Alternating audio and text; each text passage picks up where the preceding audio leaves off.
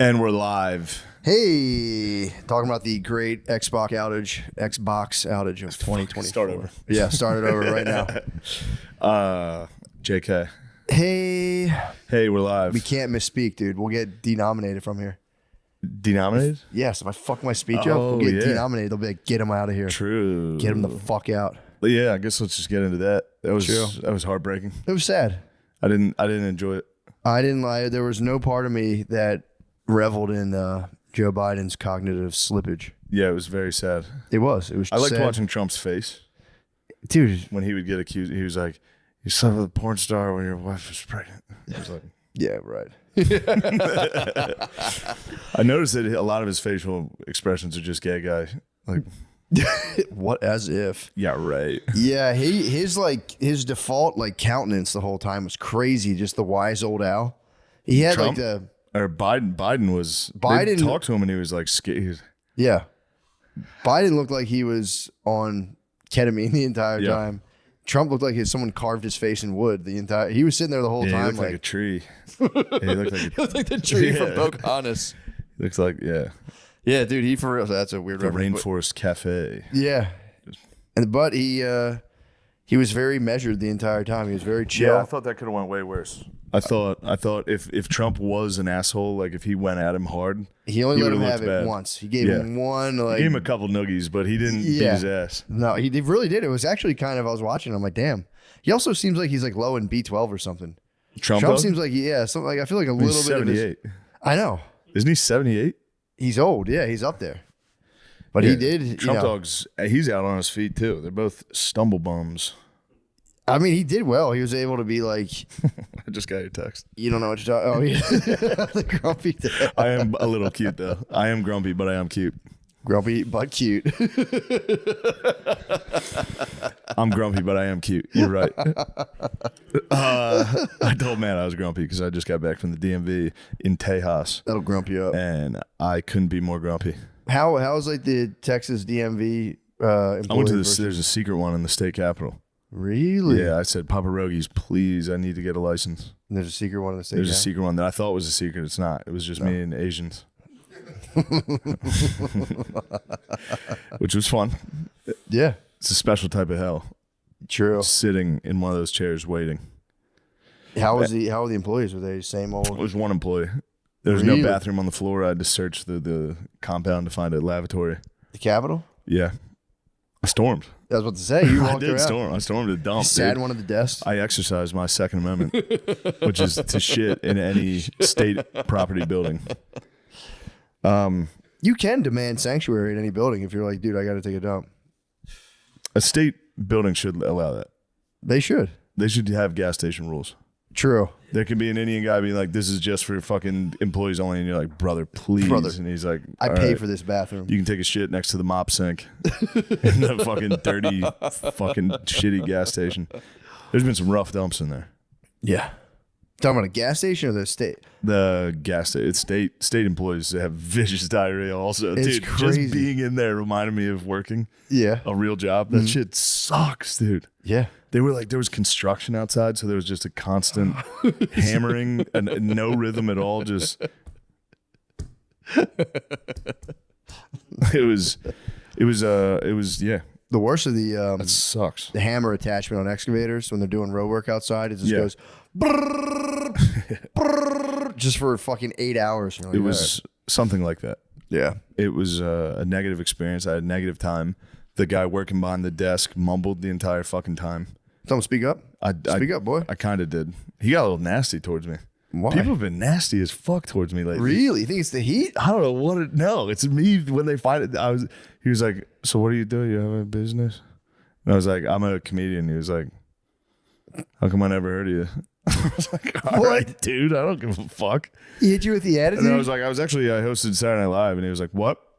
And I was like, never mind. I'm not repeating that. That was embarrassing. I shouldn't have said it the first time. I had to do it. He's surrounded by like stuffed minions. He's like, never heard of you, dude. He was an asshole. Dude, I passed the eye test. I had to do an eye thing. Yeah. And then I was like, nice, we did it. And he was like, what? And I was like, I said, we did it. He said, why? And I go, well, I was pretending to be excited to pass such a mundane thing. And he was like, okay. It was intense. Damn. Yeah, I was there for 3.5 hours. 3 hours.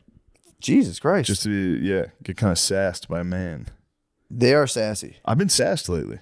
There's a thing people do where they shit on me, like as like a hey, we're boys. Yeah. Like it happened. I was at a wedding this weekend. This guy came over, was like, "What's up, dumbass?" I was like, "All right." He man. hit you with like, "What's up, pussy?" Pretty much, and then kept hitting it, and I was just like, "All right." What the fuck? And then his wife or girlfriend came over. She was hitting me with it. Right. Like, hold on, I gotta tell you about this. I gotta tell you this. It was crazy.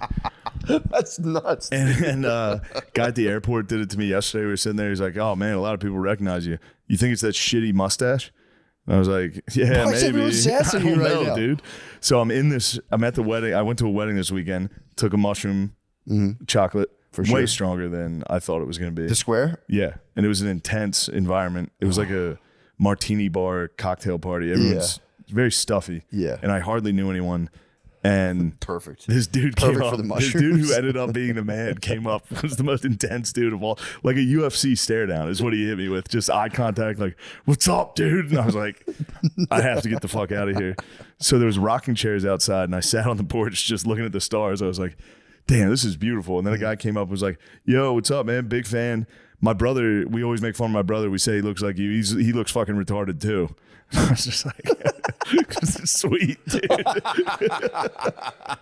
I'm just getting wrecked. This all the last 3 days. What the fuck? I've gotten fucking destroyed. What the fuck? I don't know. It keeps happening. What's going on? I don't know. People walk up to me like, "Yeah, my fucking cousin looks retarded too, dude. He's the man." You're like, all right, cool. Yeah, I don't know. I don't know. I think it's a thing people, I don't know. The sup pussy guys are really like an object of fascination. Oh, man. I tried to adopt it for like 2 days and people just got pissed off at me. Yeah, it's I would call, fucking annoying. I'd call my brother or like Spud and be like, "Sup pussy?" He'd be like, "Yeah, all right. What the fuck are you doing?" He throws We're people. too old now. Now it's like saying calling your dad gay. It's the same thing where you're like, "Yeah, all right. Well, hold on a second." That's my holy grail to call my dad and be like, "Yo, what's up, pussy?" He would be pissed. He'll be mad at you for a weeks. month, for a long time. He'd be like, what are you on drugs? Like, what There's the a fuck? punk. What are you doing? Big shot now. Mr. fucking podcast. Big shot. Hitting your dad with it. Yo, what's up, pussy? What's up, pussy? Phil's fucking weird ass is headed. I just talked to him. He's headed down to the park right now by my parents' house to watch the 10 and under state semifinals in Pennsylvania. Really? Yeah, he's going. He doesn't know. He doesn't know one kid. Basketball? Baseball. Oh, baseball. Okay. I was gonna say He like, doesn't know fuck one park. child there. I thought he was on some street. I thought he was on that street ball. He's wearing a fucking MAGA hat. I'll show you. My sister just said he's literally wearing a MAGA hat. I thought he was on that street ball tip. I thought he was going to hold the cone at the playground and be like, "Oh my god!" and run around on the court. So he's just going to go watch some baseball. Yeah, he needs to check it out. I mean, dude. Did you see my Father's Day post on Instagram? No, It's my dad in I think I MAGA gear. did. It's my dad in MAGA gear. Yeah.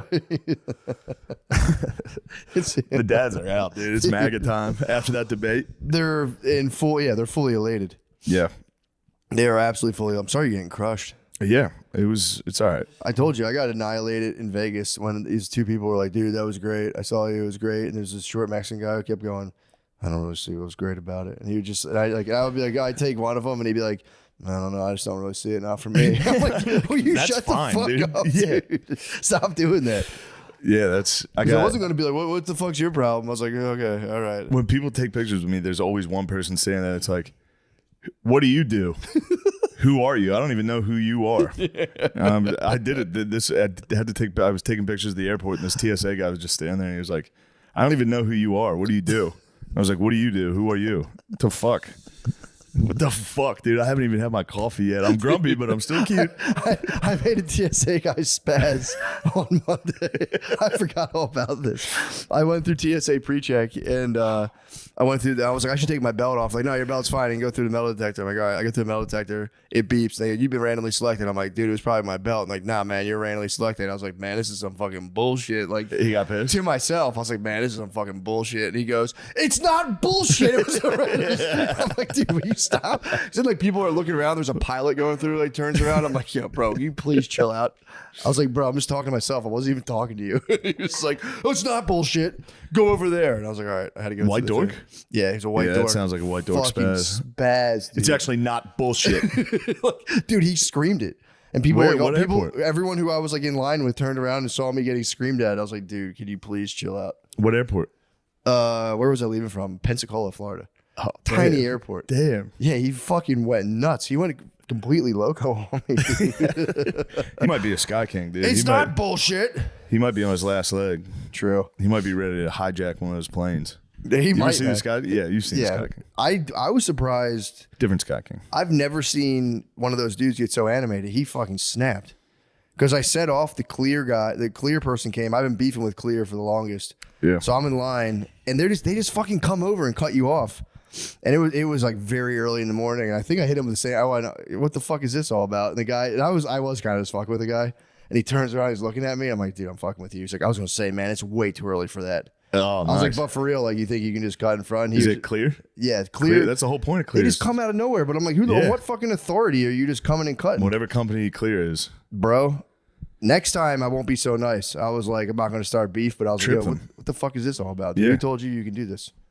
Do you have who gave you authority to cut in front of me like this? I agree. Define the grounds. I don't understand it. He was right though. It's way too early for that level of discourse to be like, no. What power grants you that authority? I pay the taxes around here. But yeah, it just like came out, and the dude looked at me, and the person with him was just like, they both kind of froze, and I was like, dude, I'm just playing with you, homie. They didn't even realize it came out of my mouth, though. Did I gotta stop? My internal monologue's been so fucking sassy. Why are you lately. sassy? I was like, man, this is some fucking bullshit. I don't know. You're a girl dad. Yeah, sure. You're a girl dad, dude. Did you see the dad at the graduation who, like, the black superintendent of the school came to shake her hand, and he fucking O-lined him out of the place? No, dude, it was just beef. Everyone was saying it was racial, but he just had beef with this guy for some reason. Hold on, tell me what happened. I don't know. There was just a graduation like a couple months ago, and like there was like a black superintendent of a school. College? It was either college. I think it was a high school. Okay. And he came to like shake this white chick's hand, and the dad, I guess, had beef with this guy. So when he went to shake his daughter's hand, the dad came out of the crowd and just pushed him away. Didn't like knock him. It was just like, no, keep it moving, and didn't let him shake his daughter's hand. White dad? Yeah, it was not a good look. Damn. Brittany showed it to me. I'm like, Britt, that's just beef, bro. He just had strictly beef. That's just beef. I know beef when I see it. Honey, that's strictly beef. And that was his thing. He's like, bro, it's not racial. I just hate that guy. He's like, I don't like. He's like, what do you not like about him? He's black. He just didn't like him. He didn't like the cut of his jib, dude. He's like, yeah. Don't fucking shake my daughter's hand. He was like, nah, I won't grant you the pleasure of shaking my daughter's hand. It was fucking humiliating. His daughter's just like, no. Why? I couldn't. I literally tried. like getting a diploma handshake. Yes, and the guy was like, not no, so fast. And it's like for real, like a bouncer block. Doesn't like shove him. It's not violent. He's like, no. He blocks him. What the fuck? I don't know. I don't know if he said some shit or what, but he was just like, I don't like that guy. We've had a problem for. There's graduation. I do have a very. That's where I become a very old white guy at the graduations. Yeah, when I see kids dance after they get their diplomas. Yeah. Very fucking keep it moving. Yeah. My cousin just graduated from college. He's like, I just didn't go to the ceremony. He's like, it's stupid. Yeah, I didn't go to mine. Yeah, that's a good move. I did. I went. I was hot and violently hungover the whole time. It was not good at all. They are stupid. You can totally skip them. I skipped my college graduation, yeah. Yeah. High school, I told you I was too turnt. I for real, me and Kid Rock are the only two people I know who were super turnt at our graduations. We were way too turnt. It's pretty sick. Let's just say I didn't shoot the Bud Lights that night, dude. Yeah. I drank like 7 Budweisers. You did shotgun them. I drank like 7 Budweisers, went to high school graduation. That's disgusting. I was fucked up, dude. I was hammered. That's terrible. I was crazy. Yeah. That was the first time I ever had them, actually. Budweisers? Yeah, Budweiser. You probably had to whiz. Yeah. It was probably tough. I was smoking and drinking.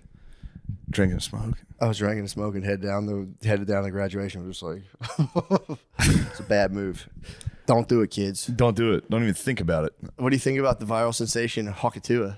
The Hawkatua girl? Yeah. I don't care. I know. I really think it's been exposing just how we've, like, the whole thing about her is it's just the quantity There's no substance behind it. I have no ill will against the Hawkatuah girl. I think she's actually kind of charming, but it's like, it's just the sheer amount that's garnered. It has nothing to do with like the quality of anything. It's just, she said, I spit on penises, and that for some reason people are they freak out. I don't know why people are freaking out about it so much. In the age of just so much. How old is that girl? 21. Okay. I can see sort of the field. I can see the field that she's tapping into, I guess, for mass appeal. But yeah, it's crazy. Shaq Diesel took pictures with her, and it actually, that's what I'm saying. That's a little off-putting. That's what set me up to where I'm like, why are you for real? Are you genuinely excited you're with this person? And if so, why? You're only excited because of the sheer like numbers that she's garnered due to the post, not the quality of anything like she's talking about.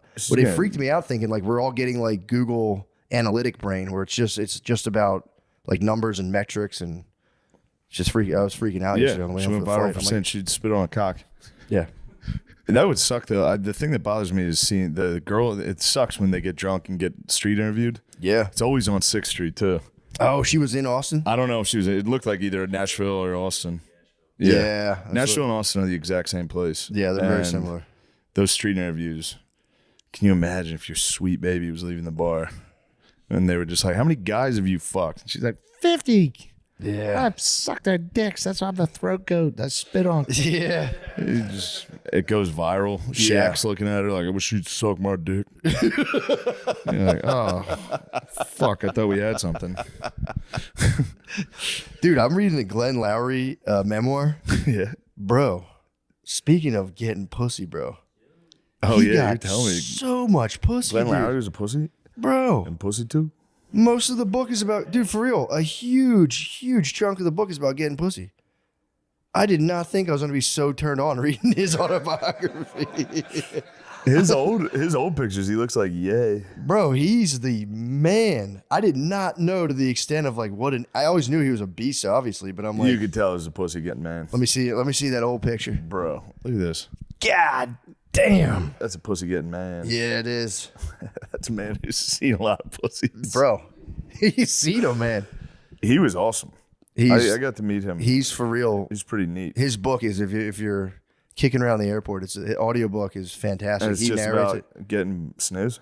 I mean, there's like the evolution of his stances, but every phase of his life is permeated or just like tied to a story about him getting pussy and how like it would like just blow up in his face. Dude, he had like I knew he like got like in trouble. Dude, he's the man. It's like Keith from up the block. Yeah, it does. And his uncles like showed him the way of getting pussy. He had an old like smoking jacket. Which, I didn't even know what the fuck those things were until I looked it up. They're like those like big robes that guys would put on so they could smoke cigars and not stink like a cigar. Oh, I didn't even understand that was why. Yeah, I didn't know that. I had to look it up because I was like, why do people wear these things? But his uncle, who was a notorious pussy man, was like, yo, I'm gifting you my smoking jacket. So he would get hose all the time, and he'd like put on his Uncle Adler's smoking jacket. And then it was actually kind of like it was like the best thing that could have possibly happened to it. But if he got in like a high profile scandal because he was being tapped by, I think, the Reagan administration or Nick, I think it was Reagan, was like tapping him to be in like the cabinet. And the whole time he had like a 23-year-old girlfriend that put up an apartment on the side. It's all in his memoir. And he, come on, man. He had like the smoking jacket. He called it his love nest. He had a little love nest, dude. Man, crazy, dude. I don't think we've got any pussy men in my family. Do you have any pussy men? Mm-mm. Yeah, no. I think that's a weird guy to have in your family. A pussy man? A pussy man in your family? Yeah, I'm trying to think if we have. I mean, shit. I have an Uncle Tion. He has a bunch of kids. You might be looking at the McCusker representative. No, not like that. He was on another level. You got a little love nest. I don't have. You got a secret love nest in Austin. I don't. My love nest is it's my hotel room by myself. Tony Angelo's apartment. I keep him up there. I keep him in the secret closet. Shane's bitch girlfriend's here. Get her the fuck out of here. He had this smoking jacket. Oh, dude, sorry. I couldn't stop doing that voice at the wedding. I thought it wasn't Tony. It was just something I was doing the whole time. Just like being a bitch, being a sassy guy at the wedding. Just like, the wedding's ruined. Everybody get in a tent. Fuck, it's raining. Did it rain? The next Was day. it ironic? Was the wedding? The wedding was not rain? ironic. It was The rainy rain was on your wedding day? Sunday. There was a rainy wedding, and I did that exact joke. Did you really? Yeah, I was like, it's raining. It's ironic. Yes, dude. Rain ruined my Number one fucking on wedding. Patreon. Number one, dude. Nothing can stop us. Sorry. But I was on my balcony at the hotel, and this is after the wedding, and the moon was on. I was at the ocean, but the moon was way out. Like, it was orange and on the coast, or like on the horizon, and it was cloudy, so it just looked like a big orange light. And I was fucked up on the mushrooms, and I was like, what the fuck is that? I was for real like, is that an explosion? And then the rest of the next day, I just kept being like, the fucking moon scared me at the wedding. Fuck. I told the moon not to show up, and it ruined it. No one thinks this is funny, but I think it's great. Yeah. Being sassy at a fancy wedding is certifiably very funny. Fuck. It was a very fancy wedding.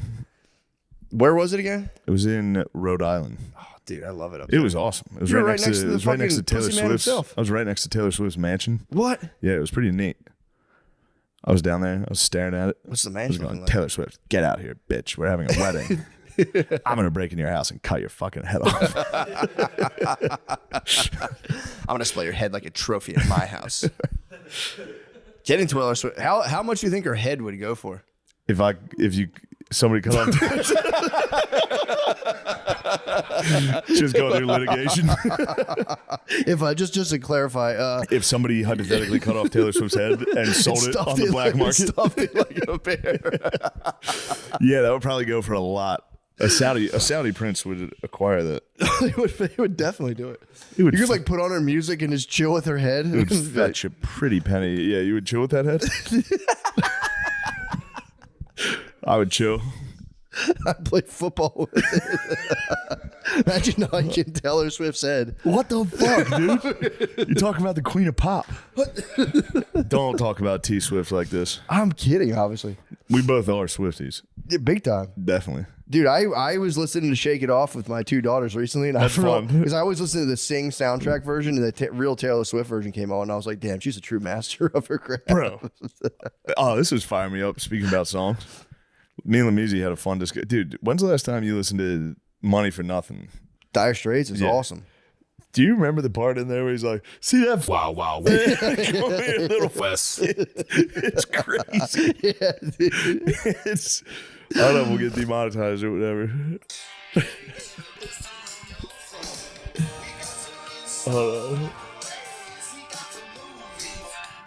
We gotta listen to this for 10 seconds. We can. Free. We're Here it comes.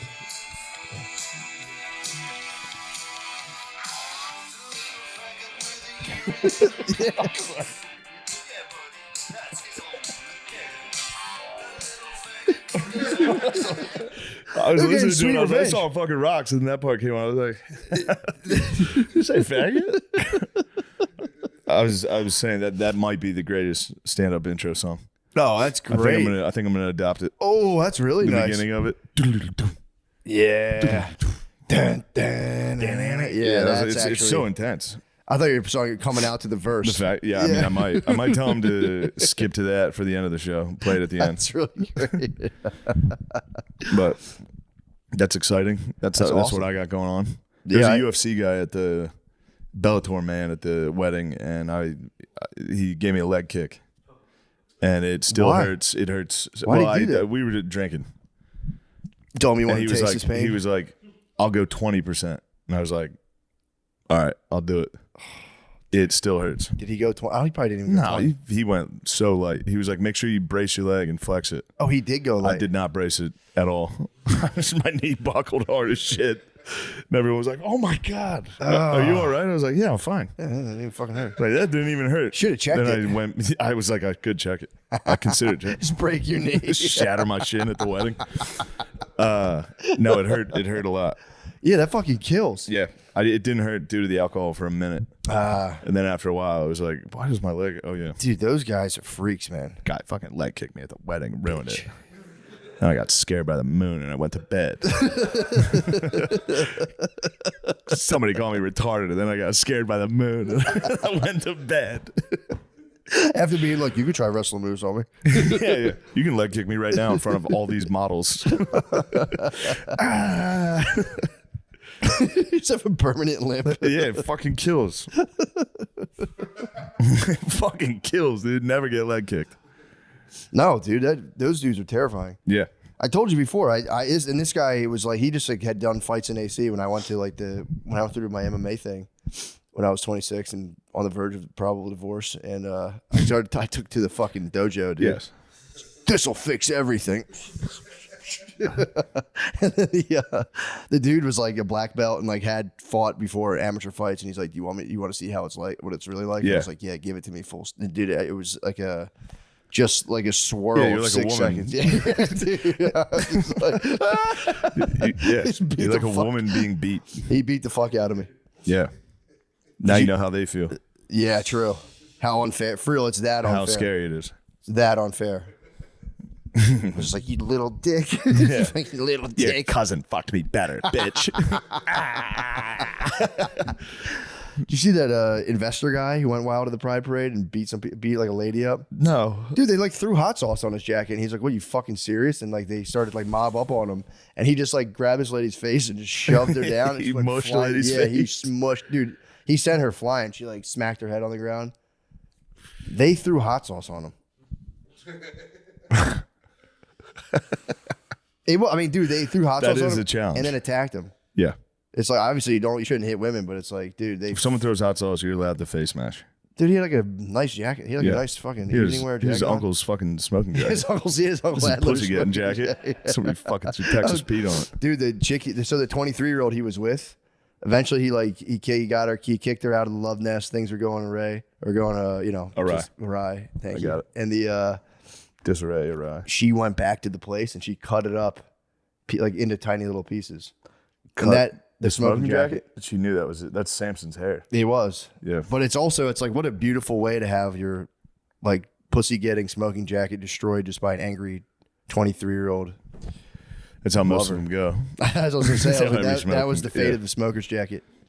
I had to send Lemaire a secret text. Oh, you could pick up the sweet. Yeah, I green? could have just said it. True. No, that was Lemaire, good. my chicken has arrived. My sweet buffalo chicken That salad. was very slick. It wasn't that slick. It was much more distracting than me just saying it. Lemaire, toss that in the fridge. Thank you. You want to pause and munch? Yeah, desperately. Pause and munch. All right, thank you. BRB. Bye. Jumping back. We're back. I in, just ate a bowl of salad as fast as I could. We're back. Let's go. Perfect.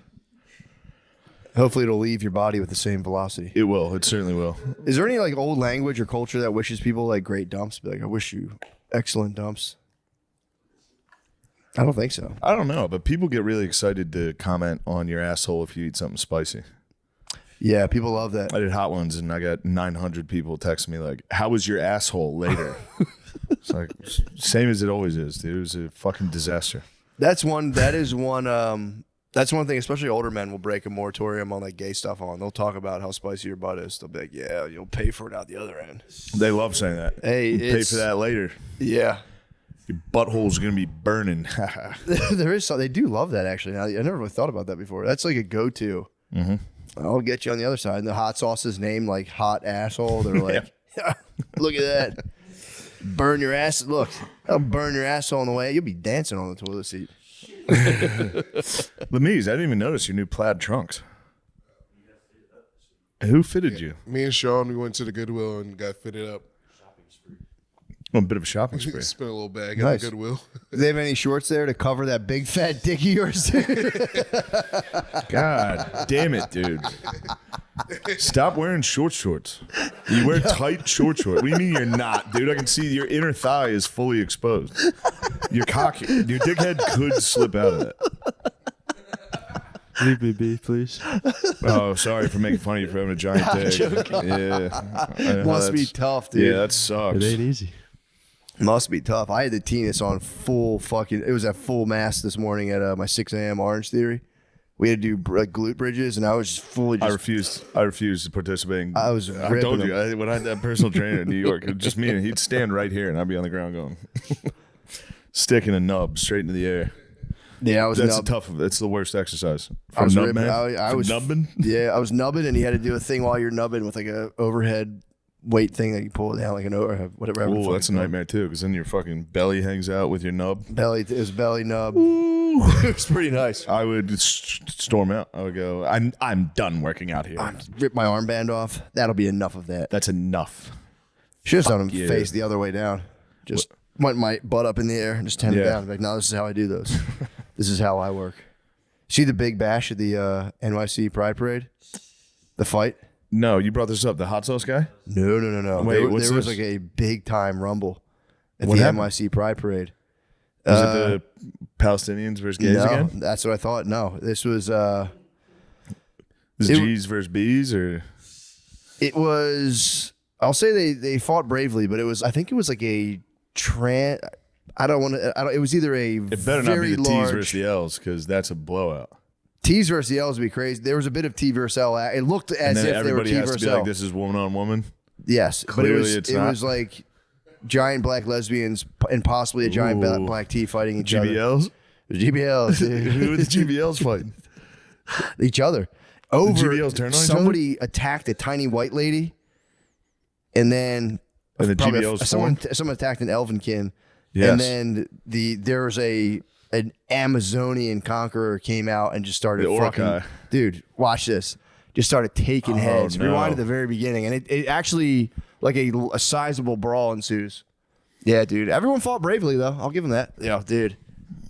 Yeah, hold on. Ooh. Let me run that back. Looks like, what is this? Looks like Washington Square Park.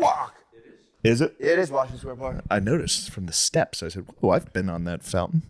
I've sat Dude, there and witnessed the You could have got caught up LGBTs." in that crossfire. Oh no! Don't leave our white queen alone. Oh, they're fucking her up. Yeah, dude. I think they might have thought she was CC, dude. Yo, Bro, it popped off, dude. And then there was just fight. There was just side fight after side fight. I think it ended with somebody firing a couple shots. I think someone they literally like, and a man was shot in the butt, in the hand. I was like, obviously. bro, how'd you even say that without laughing? Yeah, a guy got shot in his ass at the Pride Parade.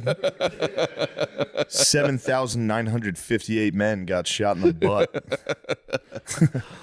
Yeah, that was really big news. It was that huge melee, and then there was guys going around the Pride Parade doing that thing where they would like interview gay men and be like, "You think it's cool to have your fucking dick out here, buddy? You think it's cool to have your dick out in front of kids?" There was one. I got in a Pride fight this weekend Where? in Philadelphia.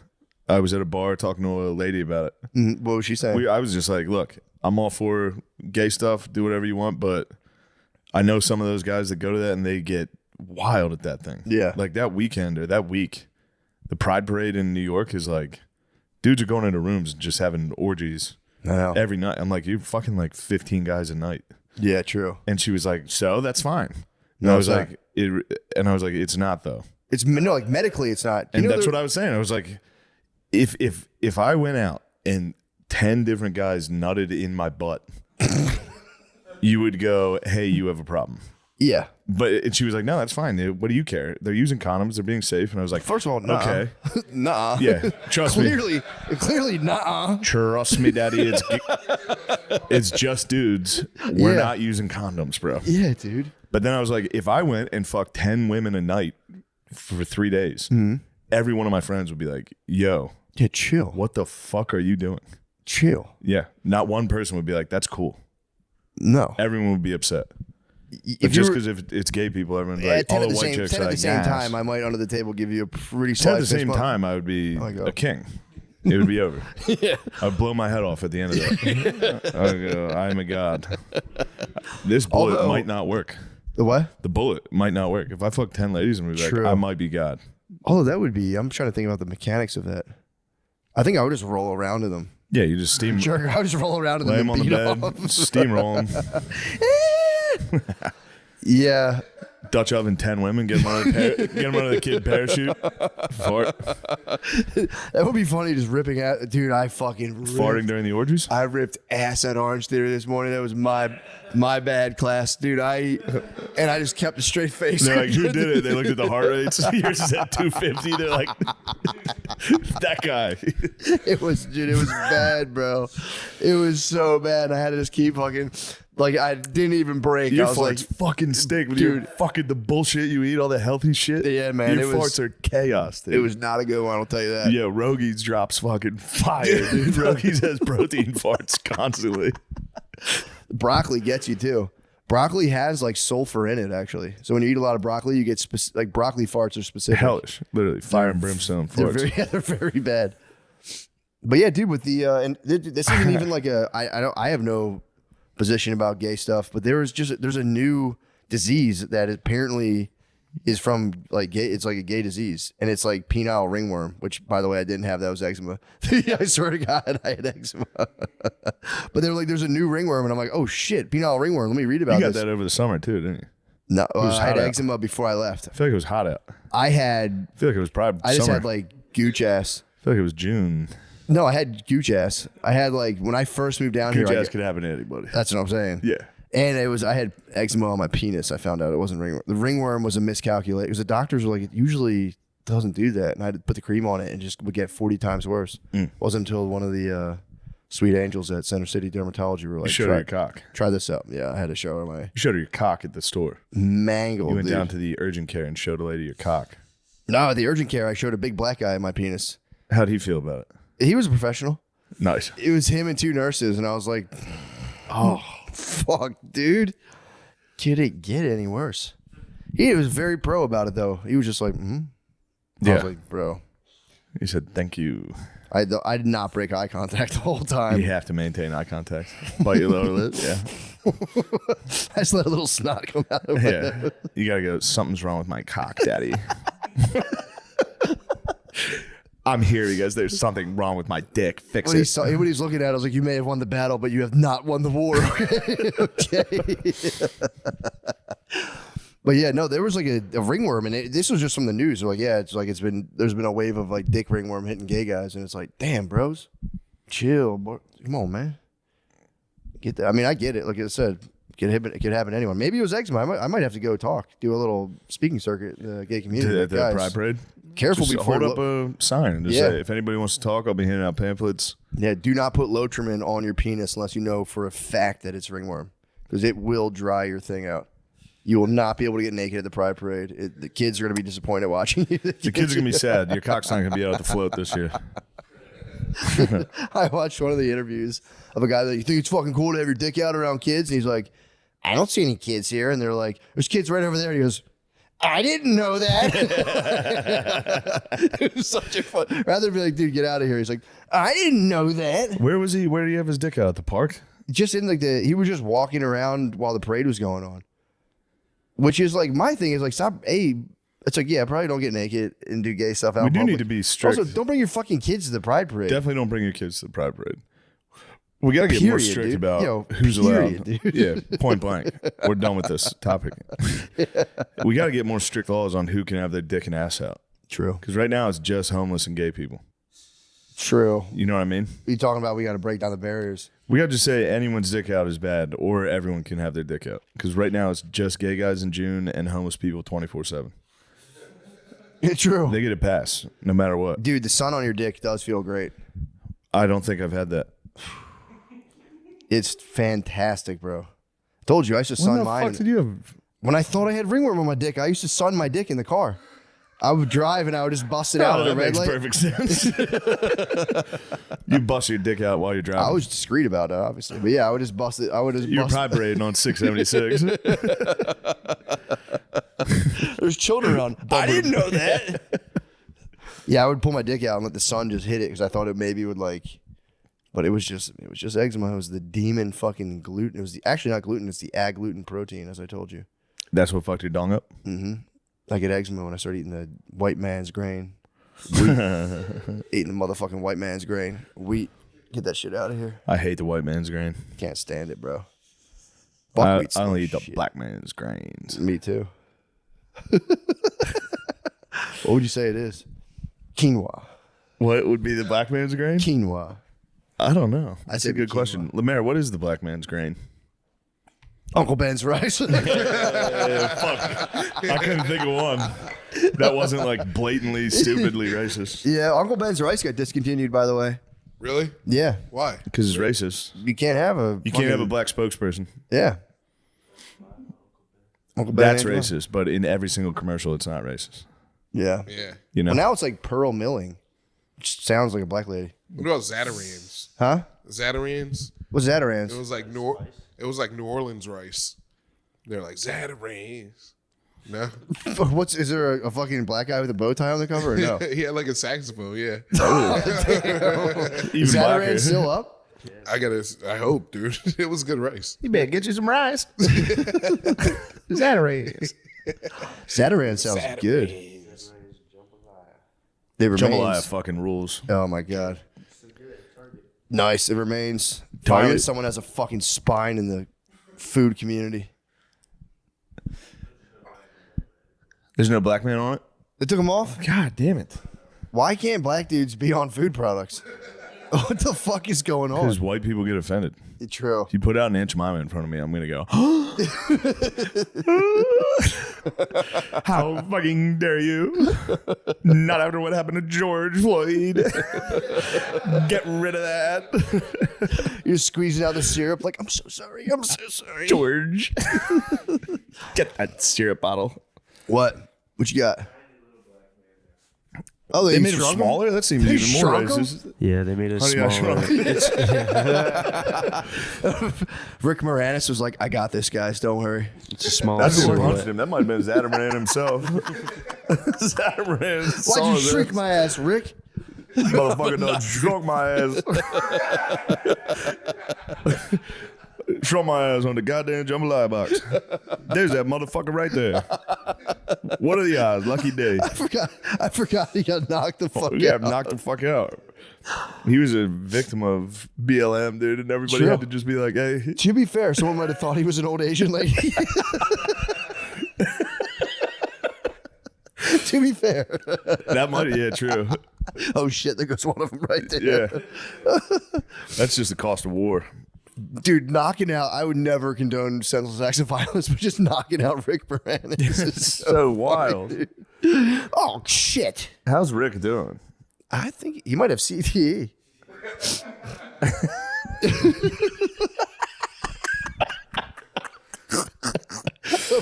I mean, it's truly. how the fuck do you knock out Rick? It's so rude to knock him out, but He's the nicest looking I guy. know. He's probably a fucking dick. Look at his little ass. Get the fuck out of the way, you black bitch. Ah.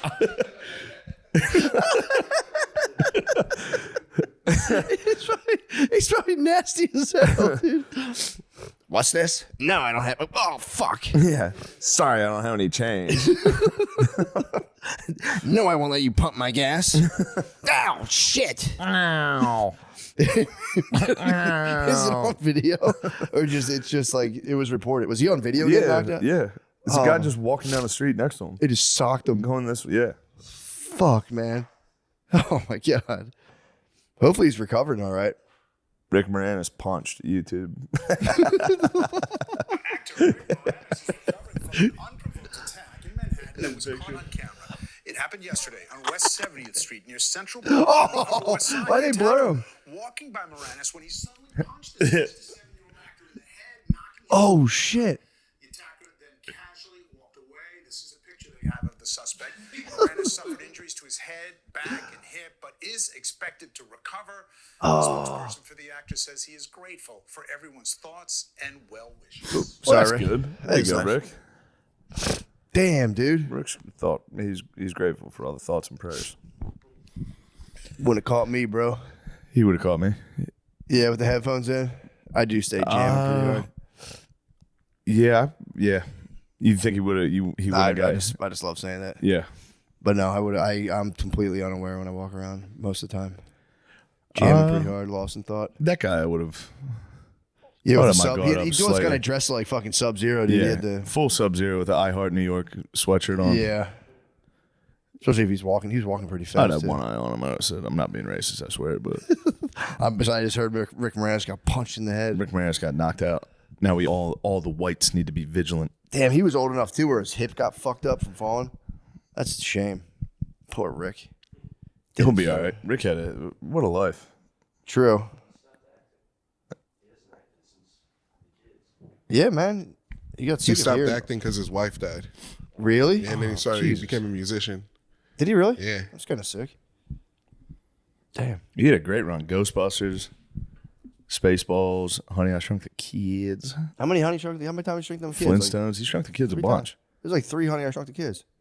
They were so cool too. They were- 89, 92, 97. You're exactly right. They're 3 Shrunk the Kids. Yeah, I think I've seen all of them. I used to love that dude when he'd be down in the grass. I'd be like, "Come on, man, get these motherfuckers down in the grass." That was like my favorite shit to look at. Yeah, Big ass ads. I love That that. was very exciting. I think they had, if you went to Universal Studios back in the day, you could do the Honey I Shrunk the Kids. You could like get up in that grass. Damn, you know what's crazy? In 2020, after a hiatus of nearly 23 years, Moranis agreed to do a new sequel to Honey, I Shrunk the Kids called Shrunk. And on October 1st, 2020, Moranis got punched. An interdimensional time traveler. He said, we can't have Shrunk. Shrunk changes the world, dude. I need to go back in time and knock out Rick Moranis. Morpheus is like, "You must stop him from striking those kids. Here is your disguise." Poor Rick. Poor Rick. Yeah, I wish everyone would stop fighting like that. Yeah. What else is going on?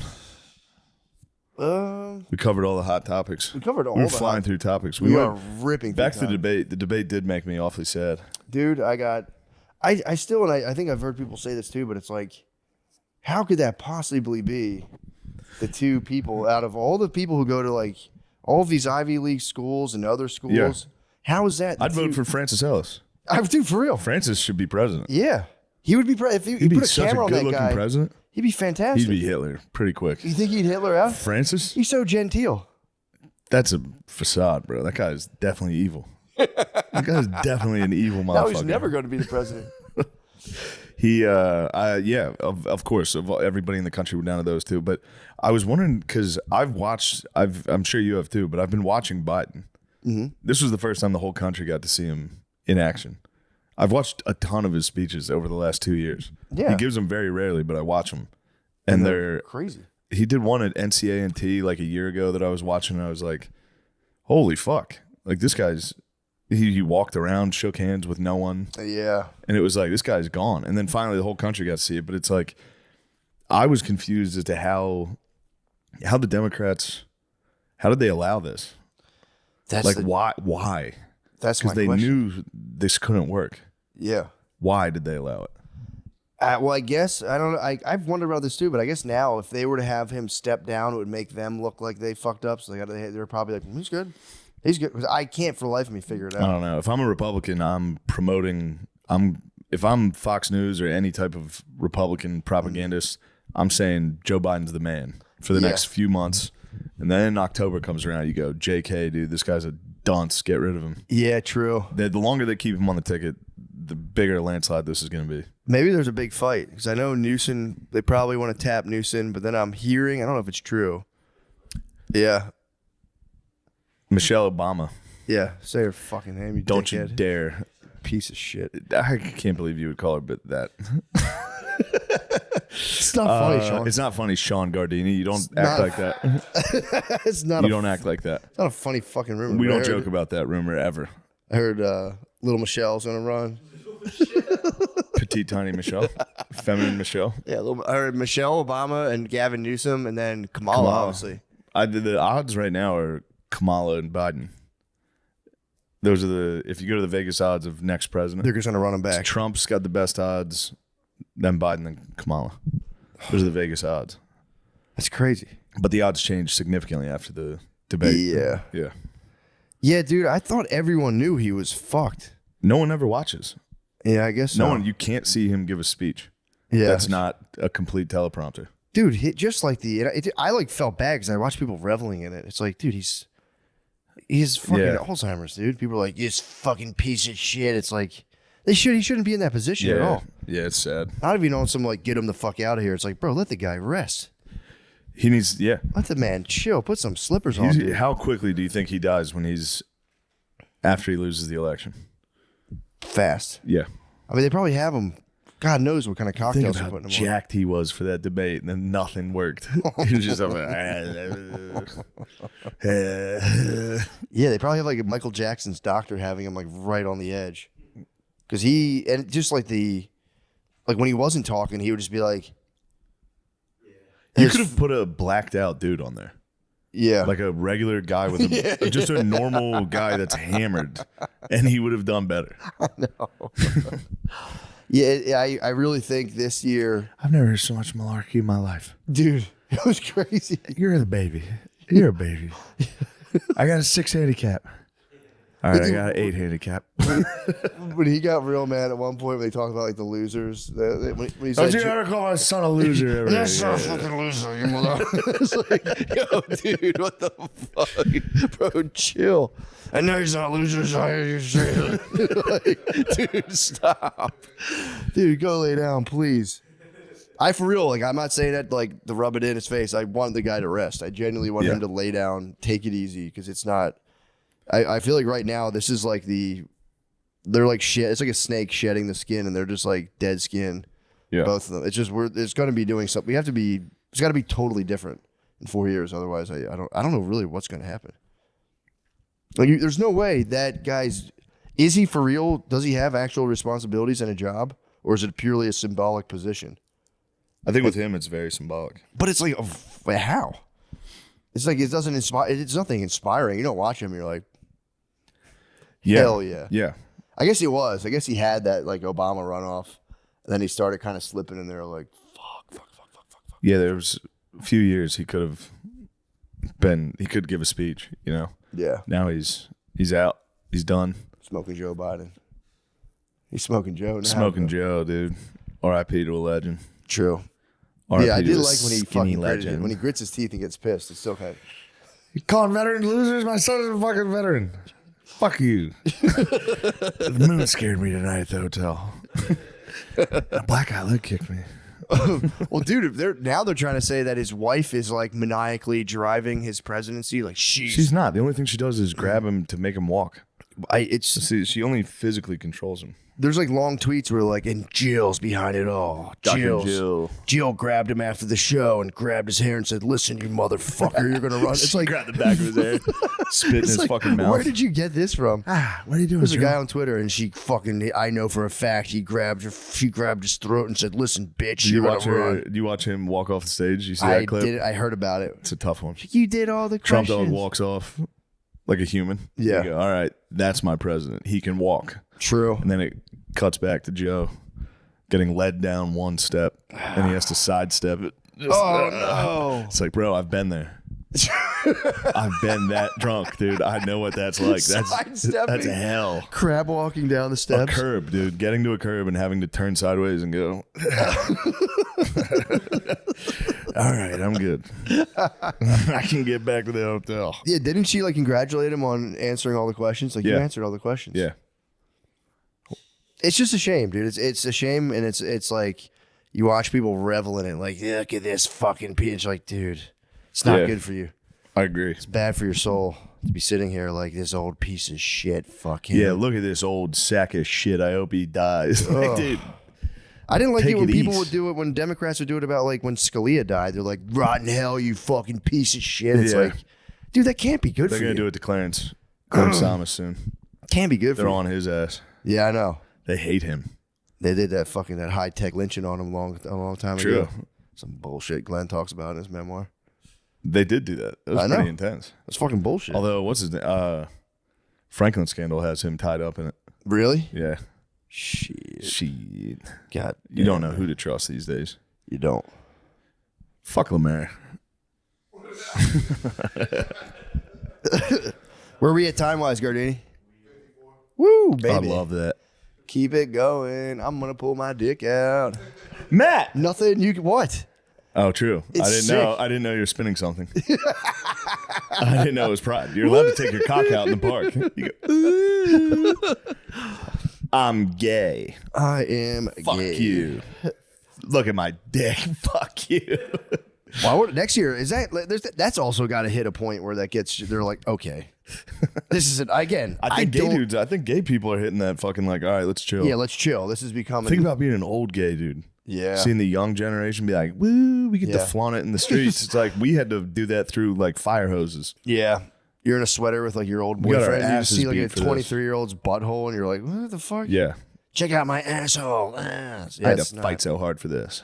You didn't do anything. Everybody's been holding your cock the whole time. Yeah, everyone's for real stoked on Everyone's it. been so stoked that you were gay Yeah, true. for the last 15 years. Yeah, man. I mean, again, it's like that's the other thing too. It is pretty easy to avoid the pride parade. It is. All these guys are like, I'm down there fucking. It's like, yeah, don't bring. First of all, don't bring I've your kids never there. seen it. And if someone brings their kids to a bunch of naked men, that's on them. That is on them. That's their business. That should be a crime. Yeah, It's not the gay dudes dancing in the street. If your kid sees them, you go to jail. bingo Yes. jail or Execution. a YouTube channel comes and says, "What the fuck you doing, dude?" Fucking beat your ass. What the fuck, dude? I will say, do you go on Twitter a lot now or X? X at all? Sometimes. It's crazy. What's going dude. on there? Everyone's like, oh, X is getting crazy. The videos, I wasn't yeah, scrolling for sure. much. For sure. Dude, my fucking feed on X is nuts. I'll try to I'm stay watching off. like pedophiles get shot. Yeah, I saw a pedophile get shot outside of a place. I kind of like holding this bottle and talking, dude. This gets powerful. It is powerful. Yeah, my X feed is like, I will say I can't stop looking at it. It's like pedophiles getting shot, libs getting owned, and I'm like, dude, this is my last video. I gotta stop. That was That's the the first one thing I saw. that kind of set me off on the airplane where I started to kind of question what's going on between our two presidential candidates. That lady becoming something of a national kind of fixture, and it's again nothing against the lady. Seems mighty nice. Yeah. There's why are we elevating that? Everyone knows that it's a great thing for a young lady to spit on someone's penis. I don't like it. I'll I'll tell you that. Yeah, it's nice. It's cool. But I hear what you're saying. In the midst of the action, if a lady, especially a lady of that age, spat on your penis, you'd be like, ma'am, who corrupted you? You don't have to spit upon it. Maybe after. Maybe the next day I would go, the fuck was that? What the fuck are you doing?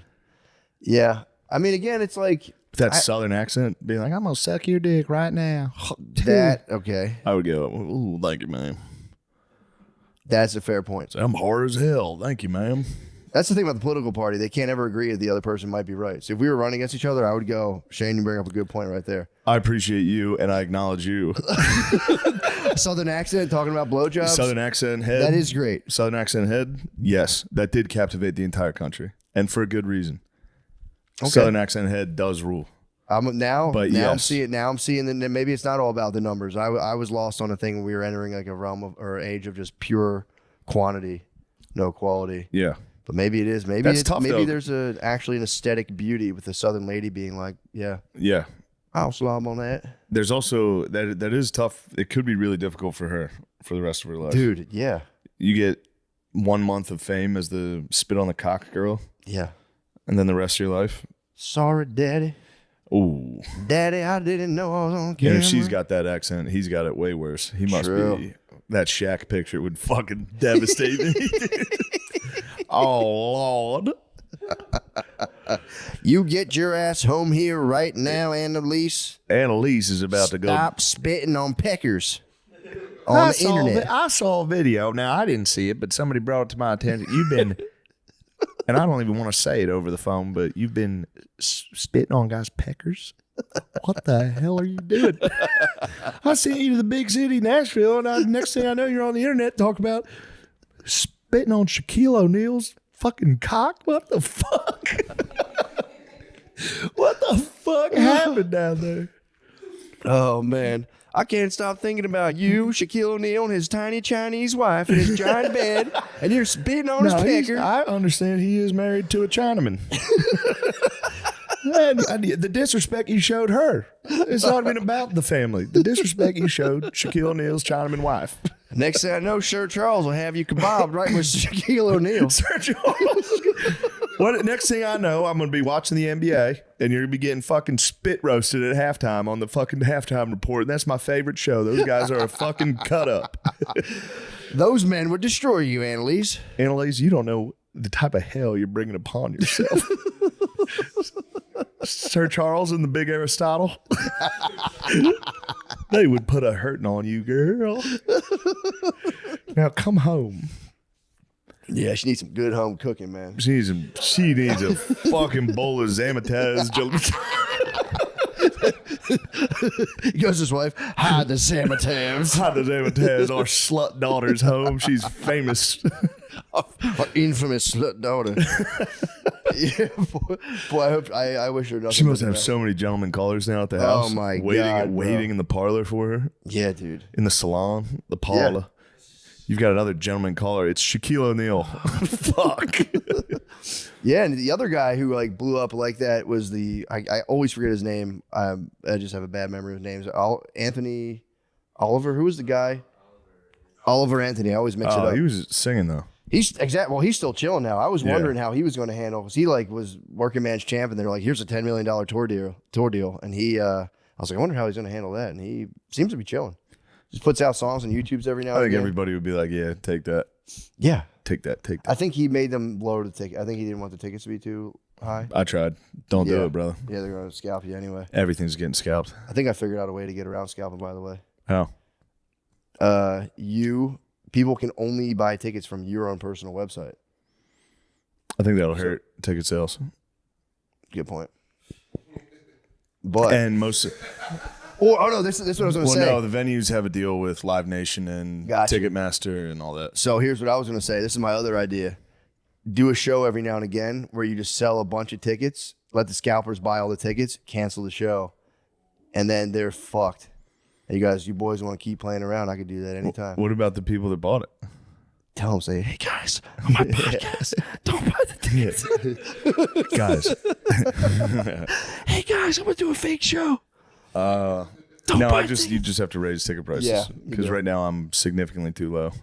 And the scalpers buy them up. And the scalpers buy all the cheap ones. Sons of bitches. Them sons of bitches. I'd like to hawk two on there. I'd like to spit on their penises, dude. I'd hawk two right on their cocks.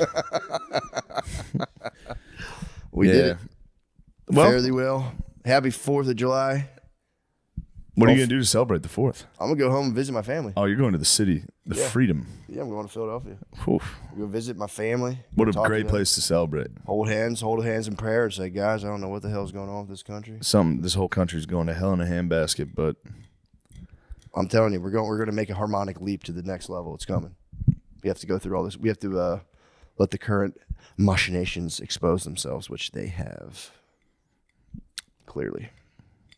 yes. Don't make that face, Sean. You Sean, made a fucking face at me, dude. What's been going on since I've been gone? Is Sean big? Is he a big? Is he Big big for his Yes. britches? You're the Hawk 2 boy. You're gonna get interviewed on 6th Street talking about spitting on pussies. No. Thank you, guys. So be it. We'll see you next time. Yes. Yo. What's up, brother? What's going on, man? Chilling, man. Hanging out. hanging out. What the fuck, dude? We're here I'm with I'm just in a silly mood. I'm in a very silly mood. man today. I'm a wacky man. I'm in a very light mood. Well- I just read. Did you ever read Thomas Merton before? I have read Thomas Merton. I finished his book, Seven Story Mountain. Yeah. Beautiful. What's it about? Oh, it's about this guy who becomes a Trappist monk and how his whole journey, like basically, he kind of draft dodged. Honestly, he was facing World War II, and he was He's like, like, actually, maybe I'm I a monk. will become. I'm actually a monk. And he's pretty clear about it. He was like, I was just going to check it out, and they're like, they'll give you one more month to get your affairs in order. And he's like, yeah, monk it is. And his brother went actually and died as a pilot, and he wrote a very beautiful poem for his brother at the end of the book. Oh, It damn. was about his like brother's dead body that's just charred up in the middle of some field. Jesus Pretty Christ. great. It's a beautiful book though. Yeah. Very nice. He embraced Eastern philosophy Yeah. and Buddhism, and he was like the first major religious heavyweight in the West to do that. So that his writings are actually still pretty popular. Yeah. So either way, that's why I'm in a very light mood. I finished it last Buoyant. night. Thomas Merton has made you buoyant. It has. He's lifted me above just this absolute terrible society that we're all trapped in. Well, I'm sure our discussion will bring you back down to earth. Yeah, and, let's talk Diddy. Put you in the seventh circle of Dante's Inferno. Yeah, so you did a deep dive on the diddler himself. P. Diddy, yes. You know, it's kind of interesting. I like to stick to facts. Mm-hmm. And I've been watching people talk about P. Diddy, and some guy says this, and there's just been this rabid speculation. And then I think I've even seen the Illuminati, that he's part of the Illuminati or something like that. That's Jay-Z. And yes. And so I decided to take a deep dive into P. Diddy. I got his lawsuits, the 5 lawsuits that were pending against him. I read them. And 2 of those lawsuits were initiated by women who were minors at the time. I mean, he was really into roofing young girls. Yeah. And molesting them. And one of the girls that he roofied, he took video of him doing a Bill Cosby on her, and then showed it to a bunch of his friends after. And so he's kind of a nasty piece of work. But all his homes were equipped with hidden cameras. Yeah. Remind you of anyone? Yeah, really. So people are comparing him to Epstein. Now, it's going to be interesting because I believe that he's going to take the fall for a lot. You think he's going down? I think he's going to take the fall for a lot of people because there are, I mean, he was very unlike Diddy, though. He let Shine go to. True. Well, actually, that was almost like a real trial. Yeah. I think this one's going to be very carefully choreographed, and some other, like maybe his sons may go down. I mean, his sons seem to be rapists too. So it's kind of interesting. But where the 2 interconnect, it's kind of, which is what I found out is Damian Williams is the U.S. attorney for the Southern District of New York. And he was the one that covered up the Epstein trial. Mm-hmm. His district oversaw that investigation, and they only called 4 witnesses. And those victims had only been molested by Epstein and Maxwell. They didn't call any witnesses that were molested by any of the power brokers that Epstein was pandering to. Is this the original trial where they sealed it, or his most recent one?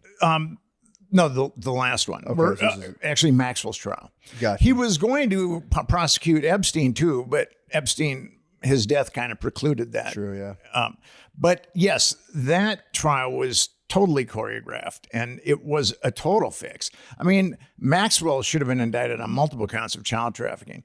And the procurers should have been, they could have done a RICO with it, where you get the procurers, you indict them on 10 counts of child trafficking, they're looking at 1,000 years, and then they roll over on the big fish. And that did not happen in that case at all. They kept it very tight, and only Maxwell was the one that went down. Now, that guy is the guy, and because it's kind of strange that P. Diddy's homes in LA and Miami were the ones that were searched, but that search warrant emanated from the Southern District of New York, Damian Williams. So he's taking the helm of the P. Diddy he's case. in control of all. Yeah, that's kind of nuts. So that's why I know that the fix is in with P. Diddy. But this is also interesting. Damian Williams went to Yale Law School on a grant from the Soroses.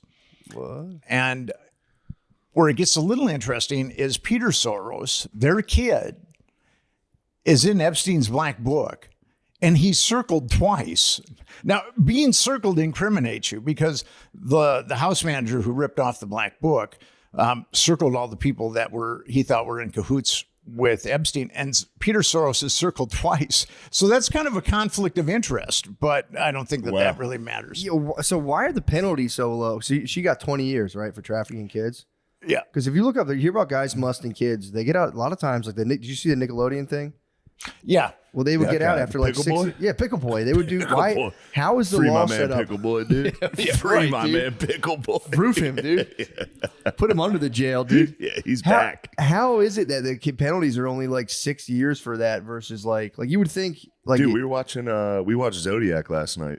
The alleged Zodiac killer, yeah, Lee Allen or whatever. Yeah, he got in the middle of being the Zodiac, allegedly. Yeah. He got arrested working at a school for molesting children.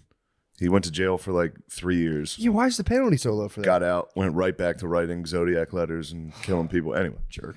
Yeah, you get like 10 minutes. That's what I'm saying. I'm like, I have no idea why the law is set up that way. You would think, like, I always say, like, who would you rather live next to? And that should be the law, how long you go to jail for. Pedophiles, 100 years. 100 Well, I years. mean, it's Not 4. it's a 15 to life sentence. So I'm sure that if you're living in a trailer park and you molest a girl, that they'll put you away for life. Yeah. But it's a little different with the people that run our world, I guess. Or it's a life sentence to live with your mom. I think that's the life sentence. Life sentence, your mother's basement for the rest of your life. Yeah, you gotta go home. I would off myself grounded. before that happened. You just get grounded, I guess, if you're a pedophile. But yeah, that's crazy. Maxwell was like, she was famous for it. You'd think they'd make an example out of her for a long time. You were saying she's in a dormitory now? She's in a dormitory. And the dormitories are generally for people that have done time and been exemplary prisoners and are about to get out. But she's right in a dormitory now. That's So crazy. And she got how many years? she got 20 years. Do you think how many of those do you think she's serving? Well, in the Fed system, I mean, not that this is going to really count. Yeah. In the Fed system, you've got to do 85% of your time. So she should end up doing like 27 years or 17 years. Yeah. So, but I don't know if that's going to happen. I mean, she kept her mouth shut and she's got a lot of money that's waiting for her. And I think that was kind of the deal. This is just my opinion. My surmise is Yeah. they sat Maxwell down. They said, Ghislaine, you've done some really good stuff for us. You've enabled us to blackmail a lot of people. But, if you keep your mouth shut, you won't end up like Jeffrey Epstein. I mean, you're going to have to do some time, but then you're going to have lots of money when you get out. Yeah, maybe she'll have her own like Target line. She'll have like home goods Target line. Buy Ghislaine Maxwell. I was thinking, I don't know if Target would stoop that. Maybe Walmart should have her own Walmart line. I'm a Minnesotan, and Target began in Minnesota. True, So true. I have kind of a My bad. special affinity Excuse for. Although, what's kind of strange is I think Walmart and Target are kind of a jump ball, but as far as like quality and service and things like that. But people in New York actually have Target bags. It's almost chic to have like a Target bag. I've never ever seen a Walmart bag because someone using a Walmart bag in New York. Yeah, they'll walk around. Usually they're homeless if they're walking around. Yeah, if you got the Walmart bag, things aren't going well. Yeah, that's not a Louis Vuitton purse by any means. Well, actually, I saw a homeless guy in New York a couple of weeks ago. He had like 8 Target bags. So he was doing well. Homeless chic. Yeah. Well, so the Diddy thing, you think Diddy's I wonder. I don't think Diddy thinks he's gonna go down. Where do you get that? I just think about it because it's like they were saying like, well, they were like he could just flee the country, but I was like, I don't think he thinks he's gonna. Somebody just told me that they're like, Matt said he doesn't think he's going down. I was like, hey, is Matt fucking talking to him? No, I'm just saying like because otherwise you think he would flee, but if he's, I don't know. I think he is. I think the boys got him. He invented the remix, dude. You think he's not going down? Now that's a valid point. Because otherwise he has the means to. He's a flight risk. He could take off. I would think that there's a eye in the sky on P. Diddy. You think it's like, okay, that makes I sense. think the people that raided his house are true. pretty powerful. True. I think they got a good location on that guy. Yeah. They're like, we know you got blackmail stuff. That's what I heard. I heard they raided the house to get the blackmail material. Yeah. I mean, the same thing happened with Epstein, where they drilled his safe and they pulled out hundreds of DVDs. What? And I've done freedom of information requests on. I didn't, of course, want the DVDs because who knows, what licentious, nefarious things they're filled with. But I did ask for reports on the DVDs. I've been having a tough time getting Pornhub down here. I might need the Epstein DVDs. The box set. The box set, dude. Get the portable DVD player going in the bathroom. Well, if I ever get the DVDs, I'll Toss me the good ones. Toss me the good ones. So You scrub the bad stuff and Get rid of the bad stuff. it's kind of funny. When Epstein died, the Fed said the case was closed. yeah. So then I put in a FOIA for the reports, and then they said the case is ongoing. Oh, really? And then I did it again. I don't know, about 3 months ago, and then again they said the case is ongoing. I mean, the guy's in the ground and rotting, Yeah, but the case is true. ongoing. So Trying to see that Stephen Hawking. I'm trying to see I him want to see Stephen thunderclap. Hawking fucking that would have been tough. reverse I think. forward, reverse forward. Just Back that thing up, dude. maybe- back it up, Terry. Hawkins might know some stuff about physics that we don't have a clue about. True. So, yeah. True. You never know. Sexually, he could Yeah, Hawkins. get a little wormhole going. Yeah, that's kind of crazy. So he got. So Diddy, I know who was implicated in Diddy's was Cuba Gooding Jr. got hit pretty hard. Everyone thinks Meek Mill is involved just because he was like, they named basically his circumstances. But what was like the worst one? Because I knew he had the case against Cassie that you're saying he had the underage people. Then Well, there it was the Little Rod. producer. Little Rod. That was the most fascinating one. That was the last one. And Yeah. Little Rod, I mean, it's kind of interesting because they've done 3 addendums. His attorneys have done 3 addendums to his initial statement. And each one is getting more salacious Oh, and nefarious. because the first one was pretty bad. That was, the Was first Little Rod with Cuba Gooding? What's that? yes. Was he the one that Yeah. Cuba got? Yeah. Yep. Cuba got him. More like Cuba batting. Sure. If you ask me. It's kind of interesting on that link that I sent you. It's This is all I got. the link that I sent you. It was Diddy and his kid Justin took a rapper. We only know the guy's name is G, and took him into the bathroom, and then multiple shots rang out, and Yeah. then the door opened, and G just happened to be bleeding from his abdomen, and Diddy told Jones, don't say I had anything to do with this, and I got to leave and take Yeah. off. And then Jones was taken out. It was at Diddy's studio. Jones was taken out of the studio, and the cops were called. And I've got a news article that says that G was shot outside the studio, but Jones took pictures of the bathroom. Of the blood in the bathroom. And I saw that. There's a bunch of blood in the bathroom. Yeah. Yeah. So I think that shooting people, that's probably against the law too. It's hard. Yeah, he's. But Diddy's head of security, Fahim Muhammad, he was head of security for Michael Jackson. So there's a dude that knows how to keep secrets. And according to Jones, he's a fixer. He's really tied into the LAPD. And what's really interesting with that is, Michael Jackson was getting prescription drugs from all over, and he was using pseudonyms like Josephine Baker, and I think Jack London was one of them.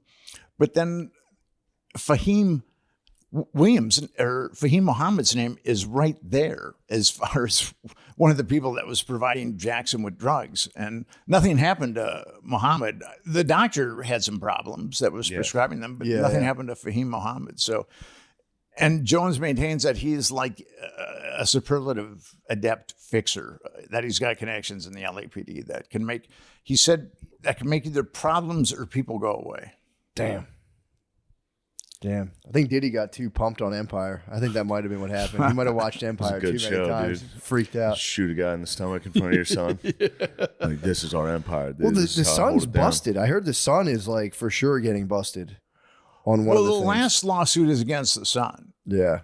And it was Diddy rented a yacht, and some woman said that she had been molested. That the woman Diddy's implicated because the woman said that Diddy set up a environment where these workers were going to get molested, and this woman Put him on a yacht. put him on a yacht. There's no way to go. Yeah. That's the implication. Damn. Well, Diddy's going down. You heard it first. I didn't know. I was like, maybe they don't have enough solid stuff on him. So just a lot of it is like a lot of hearsay. But yeah, it seems like he's going to go to jail. He's going to go there. I think he's getting Kells, Epstein. Kells is out, but Kells, Diddy. Damn. Well- Think he's going to get killed? Yeah, probably, right? If he does I don't know. They're going to probably give him the Ghislaine Maxwell talk. Well, did some bad things. And it all depends upon who he's compromising people for. Because there's enough information that his homes had hidden cameras that I actually believe that his homes had hidden cameras. So I just don't think that he was blackmailing people for himself. Yeah. Now, what's really interesting is the guy that he started Bad Boy Records with is Clive Davis. Mm-hmm. And Clive Davis has an interesting criminal history. He was charged with not paying his taxes in 71, 72, and 73. He was head of CBS Records.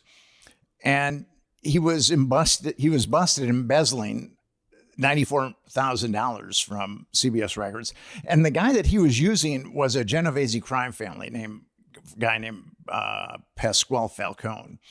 And how they intersected with, this is kind of interesting, how they intersected with Davis is Falcone was smuggling 22 pounds of heroin into the United States.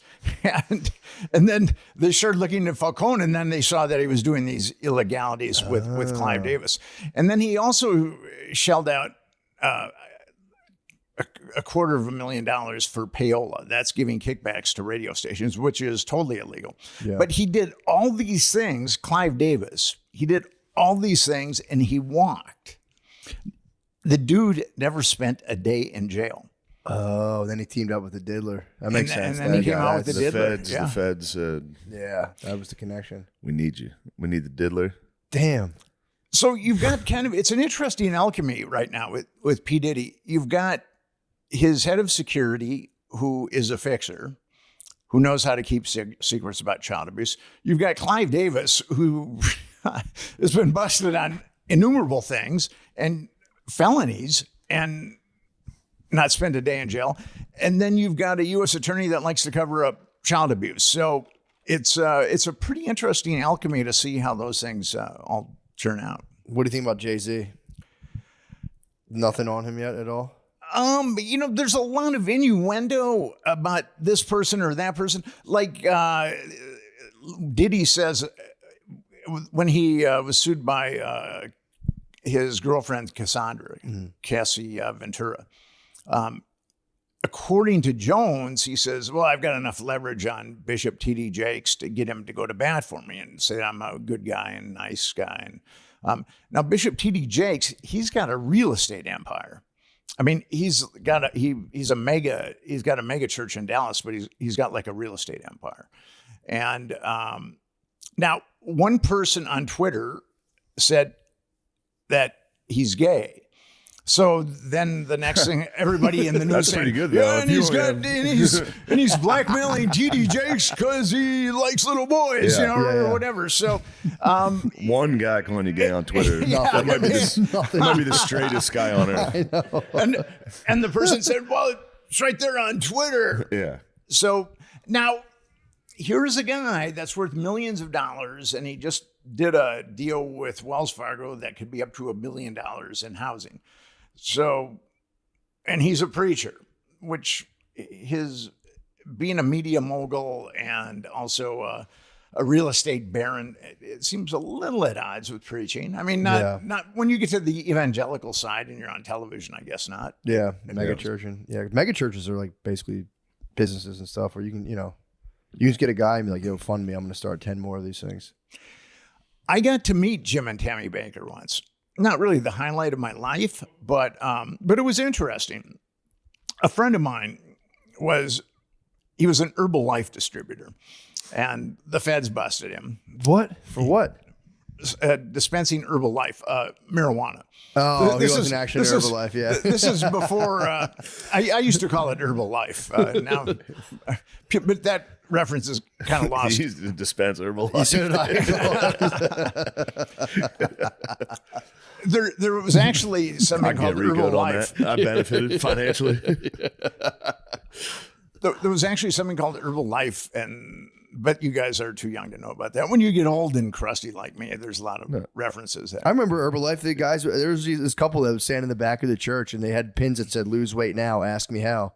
and they would stand in the back of the church. At Catholic church? Get them out of there. They're selling their wares. I know. I almost flip. If they had tables, You I gotta would flip flip the them. tables. But yeah, it was this couple, and they had the guy with like a skinny guy with a mustache and the lady with 80s hair, and they were just standing in the back, and they looked great. I'll be honest. They were looked both good. looking pretty slender. Yeah.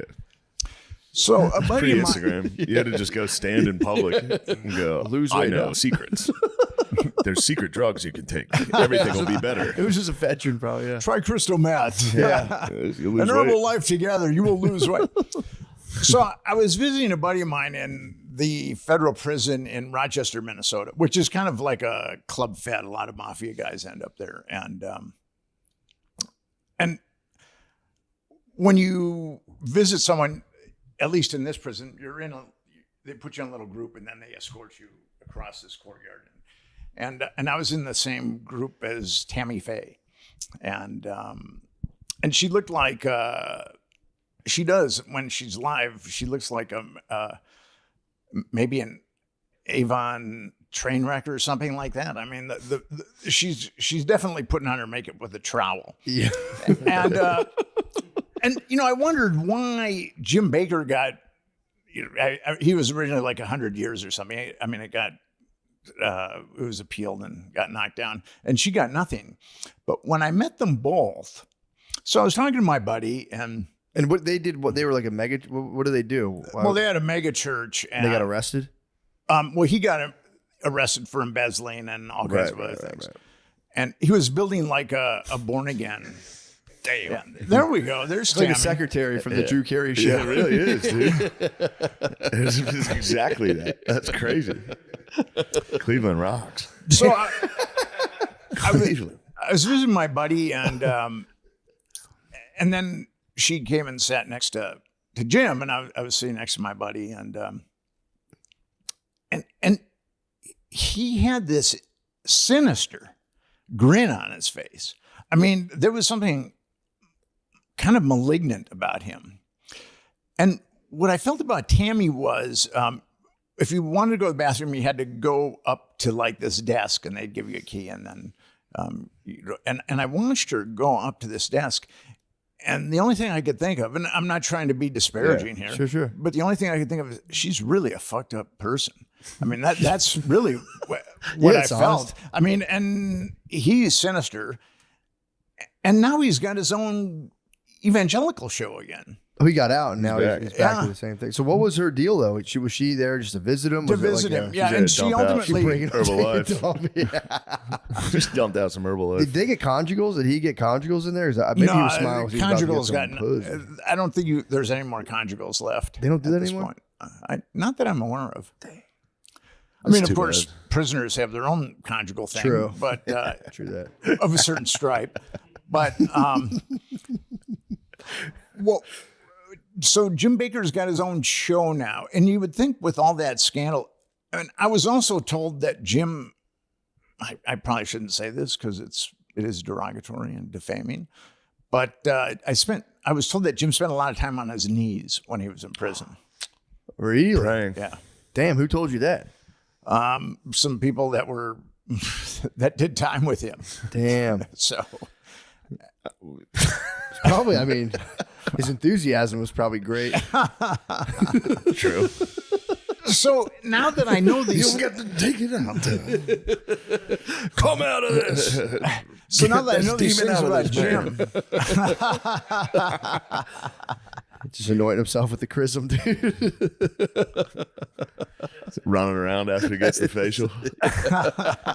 That is insane. I mean, again, I know what you're saying. You don't want to implicate yourself in any kind of negative smearing, but as just a joke, it's very funny for a mega church pastor to just be pulling it out of guys in prison. well, Say your name, demons. Be out. Be gone from this man. Oh, Lord. Oh. mega church pastors get into a lot of those problems. Yeah. Yeah, they're all freaks. Yeah, it's and I feel sorry for the people that believe in them and then ultimately end up giving them tons of money. And Yeah. there was an article. It was either Time or Newsweek did an article because Jim Baker would go out with all these prostitutes, and then he would have them do stuff, and Yeah. you know and there was one prostitute that said, I've got 2 kids, and I wouldn't let them near that guy. So, and here he is preaching to millions of people every Sunday. Really? She was like, he was too. I guess he's got some aberrations. Yeah, some requests. Time magazine and or Newsweek, I can't remember which one, really didn't delineate on those aberrations, but I think that we can, from the anecdote that I've told you about is stay in prison, I think we can maybe extrapolate. True. Well. Yeah.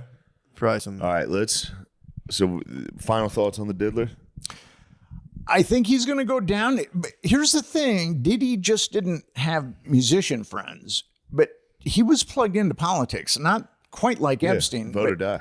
But I forgot about Yeah, he was old. He was, Yeah, true. and he also had a lot of sports people too. So going to he had regular parties and then he had what he called freak off parties. Yeah.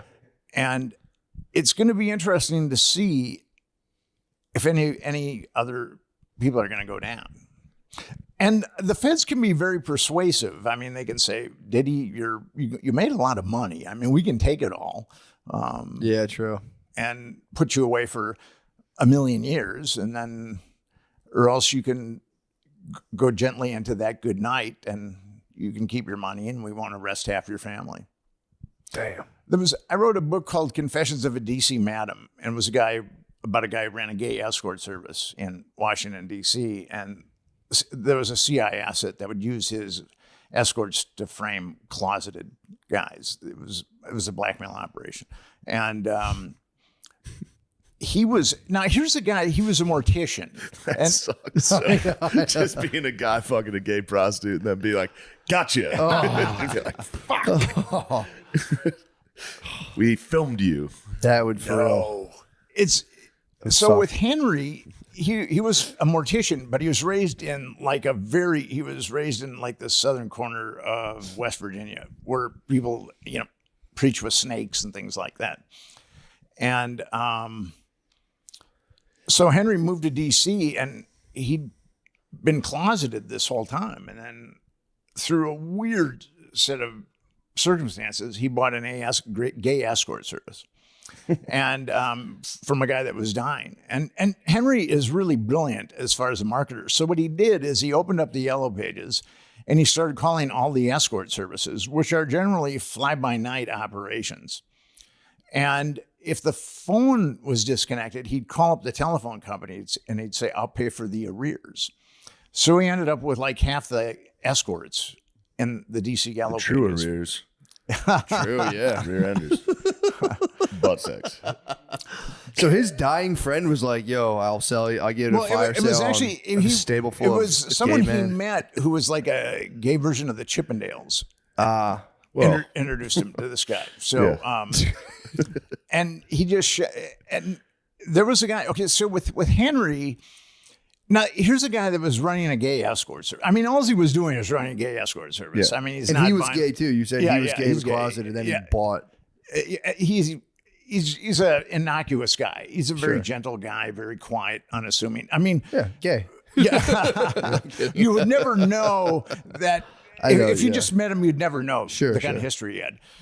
So he was indicted on 46 RICO counts. Damn. So he was looking at 395 years in prison. And this is what the feds said to him. Henry, we've used your escorts to compromise a lot of guys. And, we appreciate that. And we're going to make a deal with you. We can put you away for 295 years with all these RICO indictments. yeah. Or And that's in gay years or regular gay years? That's like 20 in regulars straight. so they said, Henry, we'll give you a consolation prize. You keep your mouth shut and we'll only put you away for 5 years. Whoa. So he took the deal. But he was totally sold down the river by his attorney, who was Greta Van Susteren. I mean, what she did to him was pretty egregious. What'd she do?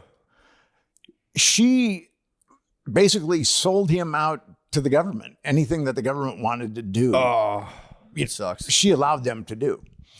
And she's a Scientologist. I don't know if you guys are familiar. Damn, dude. But she got Henry to go to like Scientology boot camp and get cleared. He actually, if He got clear? Once you're cleared, you get a blue cake, and then Henry actually got a blue cake. But then he had to go back and get sentenced, and Oh, he got clear before he went to jail. yeah, he had some time. Got blue caked. He had some time to get cleared before he went to prison. That's cool. But that's what happened with him is that he was made that deal, and I can see Diddy being made that deal. Gotcha. That makes sense. He's gonna, the power brokers will. Yeah. I mean, how about people just stop being sexually impious, and we wouldn't have these problems. Speak for yourself. I think in this day and age, that's kind of Yeah. I don't know if that's possible. Yeah, well, I feel like now they can just grab the web history off people. They can just snag your Pornhubs and be like, yo. I'm really glad that I was a wild kid in my youth. And I'm really glad that smartphones weren't around in my youth. And YouTube wasn't around, or else I don't know if I'd be able to be a journalist, a respected journalist today. I mean, not that I'm that respected, but I'm somewhat respected. You're on this podcast, so that's pretty good. True. Yeah, no, This is being where all the plugged respected in, journalists go. being plugged into phone porn from 12 is like pretty wild. Yeah, I've been reading about that. It severely messes kids up. That Yeah, I would think. Here, Gardini's young. Yeah, Gardini's He's victim. an absolute deviant. But then the thing about Pornhub is they've been busted like nearly 120 times with minors. I mean, you would think that they'd get shut down after 10 or 20 or 30 or something. Putting out vids of minors, basically. Or just like child labor laws, like having like data entry. And actually, there's been some girls that were minors that have sued Pornhub. From their stuff being out. Yeah, that's. Yeah. Dang. Everyone has to upload their ID, dude. That's what they do in Texas now. You have to upload your driver's license. Yeah, I read about that. I like that. Not Yeah, necessarily a bad idea. Obviously, probably a good thing, but Yeah, it's fair. it's dampening my jacks. Yeah. It's put a real damper on my jacks. You just go on and you're immediately reminded of child sex. You're like, oh. Yeah, true. You go. What do they say? I Like, jack off to that. I don't need thumbnams anymore. I jack off to the governor's warning. I go, oh my God, this is bad. there's so much porn behind this. That's innovative. Yeah, I'm Or you just end up jacking off to your own license. Like, fuck it. this is a crazy photo. It doesn't even look like me. The thing about it is, I'm sure you've got narcissists out there that do that. I mean, yeah, especially your license photo. That'd be crazy. All right, I think That's supreme confidence. we need to make the move, dude. We need to discuss the truth about Watergate. Oh, yeah. What's going on here? The Truth About Watergate, that's my last book. Everything that you know about Watergate, the vast majority of it is a lie. So Forrest Gump didn't break it up? He played only a minor role in Watergate. It's interesting.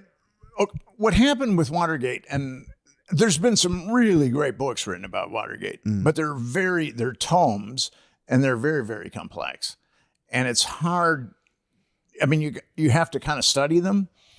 So my goal was to be the unified field theory of Watergate revisionist books. And what happened with Nixon is Nixon decided to do strategic arm limitation talks with the Soviets. And he also started to open up China for diplomacy, rapprochement. And he was doing this behind the backs of the CIA, the Department of Defense, and actually the State Department. And on his first or second day, Nixon didn't like the CIA, and because he felt that the CIA sabotaged him with when he ran against JFK in 1960. So Nixon, it was, I think, National Security Memorandum 2 was some kind of innocuous document that he issued his first or second day, where he said that the CIA, the Department of Defense, and the State Department will have no input whatsoever in any of my geopolitical moves. Basically, he was telling those three bodies just to go to hell, and he was going to do his own thing. And then he started making contact with the Russians, and then he started making contact with the Chinese. He'd been a Cold Warrior, and he saw that that wasn't working. He saw that containment wasn't working. And he just saw that we were spending all this money, and he just realized it wasn't, it just wasn't prudent. It would never work. So he started to do this, and then the Joint Chiefs of Staff actually had an espionage ring against Nixon. It's called the Moore-Radford affair. Thomas Moore was head of the Joint Chiefs of Staff. He was an admiral, and they used Moore and they used Radford, who was a yeoman. That was the link between, because he was using the National Security Council. Nixon was to do all these moves, and Radford was the liaison between the Joint Chiefs and the National Security Staff. So Radford was stealing all these documents, and Alexander Haig was in on it too. And actually Haig plays a role in the demise of Nixon. So Haig was enabling Radford to steal all these documents. Who's Haig? Alexander Haig is, he's a general. He was the Joint Chiefs of, he was Nixon's chief of staff. And then he was ultimately the overall leader of NATO. I would love to see. And he's from Philadelphia. Awesome. Oh, nice. Is he really? Yeah, he's from Philadelphia. Damn. Go Birds. So the Joint Chiefs started this espionage ring against Nixon, but the Nixon administration outed the espionage ring. Oh, they found out. Yeah. So then the CIA started to infiltrate the Nixon administration. Kind of like Scarface at the end of the movie where, he's double-crossed the Bolivian drug dealer and all those assassins, are coming. Okay, so that's what the CIA did to the Nixon administration. I mean, they just started inundating the Nixon administration from all different types of angles. And what's interesting about Watergate, it's a conspiracy within a conspiracy. Because McCord and Hunt, who are the two guys that were busted in Watergate, their goal was to take down Nixon. They wanted to take down Nixon. But there were two agendas at work. And this is actually my third book on sexual political blackmail, because at the heart of Watergate is a CIA sexual honey trap. And what's really interesting, so the burglars broke into Watergate, and there was a secretary from the Democratic National Committee named Maxie Wells. She kept photos of prostitutes in her desk under lock and key. And if you were a Democratic VIP, you would go there and take a look. And then these girls would be at the Columbia Plaza, which was a high-class apartment building. And the CIA had had video or film or whatever. So you were just walking to this lady's office and she'd be like, check out these ladies. I mean, I'm sure that there was some kind of secret handshake or code or something like that. Gotcha. Probably like, hey, I'd like a hooker. Is there one around? So Do you think these girls are pretty? So John, the woman that ran that escort I hear the service. cherry blossoms are beautiful this time of year. Oh, yes, they are. Yes, Senator. I don't know if there was a lot of cherries at that. Oh, yeah. But The cherries are gone. I think cherries have been gone a long time. But so John Dean's wife, Maureen Dean, was good friends of Heidi Reichen, who ran that escort service, that CIA compromise escort. And actually, G. Gordon Liddy said that she was part of that escort service. And he was sued, but he managed to win it. The first was a hung jury, but then he won the second trial. But anyway, so one of the burglars, Eugenio Martinez, had a key to the desk where the pictures were taken. Oh, no. Where the pictures were kept. And when they got busted, their photograph equipment was on her desk.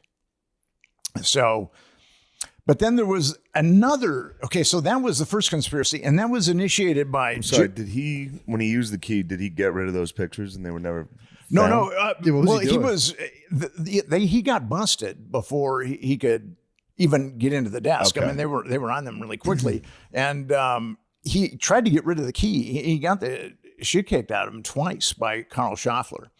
Who was Fucking Schaffler. Carl Schaffler was the cop that was notified that the Watergate break-in was going down. Why was he trying to take the pictures of the naked ladies? I think that they wanted to take as many Compromise pictures Democrats, or- pictures of whatever documentation, women, anything that they possibly could. And this was a CIA guy stealing the ladies? Or- Okay, so Yeah, let's I'm confused. hold on. The lady's name was, what was the wife's name again? Marie Maureen Dean, John Maureen Dean's Dean. wife. Gotcha. Who's John Dean? Okay, so John Dean was counsel to the president, Okay. and he was the guy that supposedly saw that that the Nixon administration was awash in moral turpitude and corruption. Gotcha. And he's the guy, he had a book called, it's actually a great piece of fiction. It's called Blind Ambition. And he was the guy that turned on Nixon in the Nixon administration. And then ultimately it was Nixon's word against Dean's word. But there's quotes or there's tapes of Nixon talking about Dean and Dean lying. I mean, Dean, he's a snaky guy. Mm-hmm. And Maureen Dean was very, very attractive. And John Dean, well, but she was good friends with Heidi Reichen. And what's really interesting is a number of people have thought that she was working as a prostitute for Heidi Reichen, or working with Heidi Reichen, running her prostitute gig. And now, John Dean's book was Blind Ambition, and Maureen Dean was Watergate, A Woman's Journey. And they both say that they met in L.A., that Maureen Dean was living in L.A. when they met. And then they had a torrid romance, and then Maureen Dean flew to Washington, and then that was it. She moved in with John Dean. Mm-hmm. But I found an article in the Washington Post where it's talking about her working for the government before that. So either they're lying in their books or the Washington Post is lying, because it's out of the, if you take that chronology in the Washington Post, it's because people have said Maureen Dean was a hooker, but it never made any sense to me because she flew back to Washington, D.C. and she lived with John Dean. She didn't need to be a hooker to make money. But according to the Washington Post, she was already in Washington, D.C. when she met John Dean. So with that timeline, it's definitely feasible that she could have been a hooker with Heidi Reichen. And plus, her and Heidi Reichen were very good friends. That's pretty much proven. Gotcha. So what did they actually nail him for? So you're saying that Nixon, if I'm right or wrong, but I don't know if I'm right or wrong, but it's like Nixon's people had this prostitution thing going on, and they tried to expose that, and then he caught them trying to do that. Okay, so what happened was Nixon didn't know anything. He didn't know it was okay. Gotcha. He didn't know anything about any That's of kind this. of my question. And actually, the top people in the Nixon administration didn't know about Watergate. They knew nothing about Watergate. And it was Jeb Magruder, who was the acting chairman of the committee to reelect the president. And it was John Dean that sent them in there to the Watergate. And the story I was always, they were just in there to steal what, Democrat political plans? Well, dirt. They were just in there to get dirt on the dirt. The second Democrats. time, the first time, actually there were two break-ins. The first time was dirt. Or the first time was, any kind of documentation, but the second time was definitely dirt. Okay. I mean, that's why they had the key to Maxie Wells' death. Yes. But if they were in there to get dirt, I thought they were against Nixon. Well, A lot of those guys. No, they were CIA guys. Yeah. All those guys were CIA except for G. Gordon Liddy, the crazy one, but they were all CIA. So the overt plan to get it for them was to get dirt. The plan that Magruder and Dean told them to do was to get dirt. Now, there was a second agenda going on there. Those CIA guys, McCord and Hunt, had infiltrated the Nixon administration, like those assassins in Scarface. And their goal was to get Nixon out of office. And they had the opportunity because that whole thing was a setup. McCord really hated Nixon, and Hunt didn't like him at all. And just to make sure, they're going to steal him out of the office. What's that? So they kidnap him, steal him out of the office. So how are they going to do it though? Are they just going to like plant something or just like look for bad Or stuff? just intentionally get caught. They were just going to see how it went sure. out. But then there's the media side of it too, which I can get into a little bit later. But with the CIA guys, they wanted the burglars were Cubans that had worked with the CIA before. But Hunt and McCord were actual agents. Gotcha. Now they were ostensibly retired, but they weren't. I'm in the book. I show that they're still working with the CIA. So the goal of Dean and Magruder was to get dirt on the Democrats, and some people have speculated that Dean wanted those pictures because his wife was in those pictures. I don't know, but that's what people have speculated. But the CIA guys, that was not their goal. Their goal was to incriminate Nixon.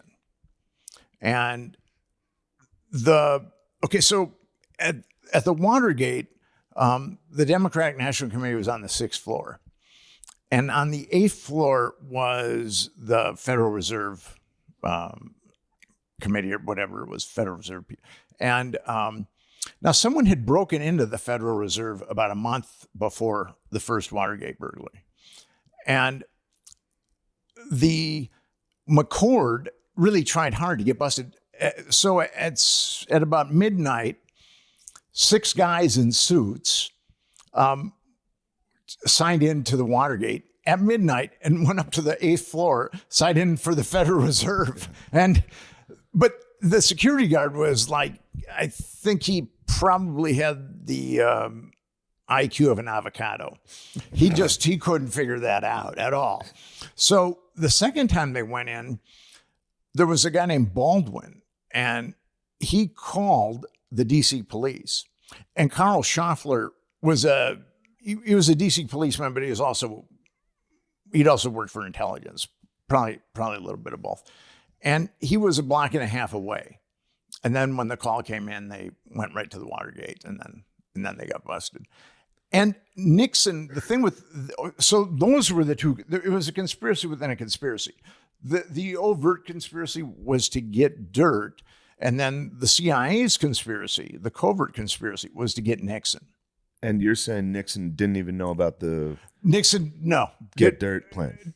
Didn't have a clue. None of those guys did. And that's what they were calling each other. And they go, who sent these guys in? Because Nixon was way ahead of McGovern. I mean, he walloped McGovern. It was going to be probably the biggest landslide up to that point. Reagan's Up till 2024. True. Why did he get in trouble for people breaking in though? I don't understand. What's that? Why was he? So he got in trouble. So for we're something Nixon- crazy? Watergate was just they sent people into the Democratic committee to steal shit. That's what he got impeached He got for. blamed for that. Yeah, Gotcha. yeah. That was the how it was portrayed, Okay, that makes sense. So that's, and that's what Nixon left office for. Hit the fucking hit No, the but signs on what that. happened, what he left office for was obstruction of justice. Because Nixon, I mean, you listen to the tapes of these guys and they're going like, what the fuck? Yeah. I mean, who ordered those guys to break in? Now, Magruder and Dean, who ordered them to break in, kept quiet. So those guys had no idea. Damn. So there was just like 9 burglars in the building, and everyone was Yeah. just Spider-Man. Spider-Man out.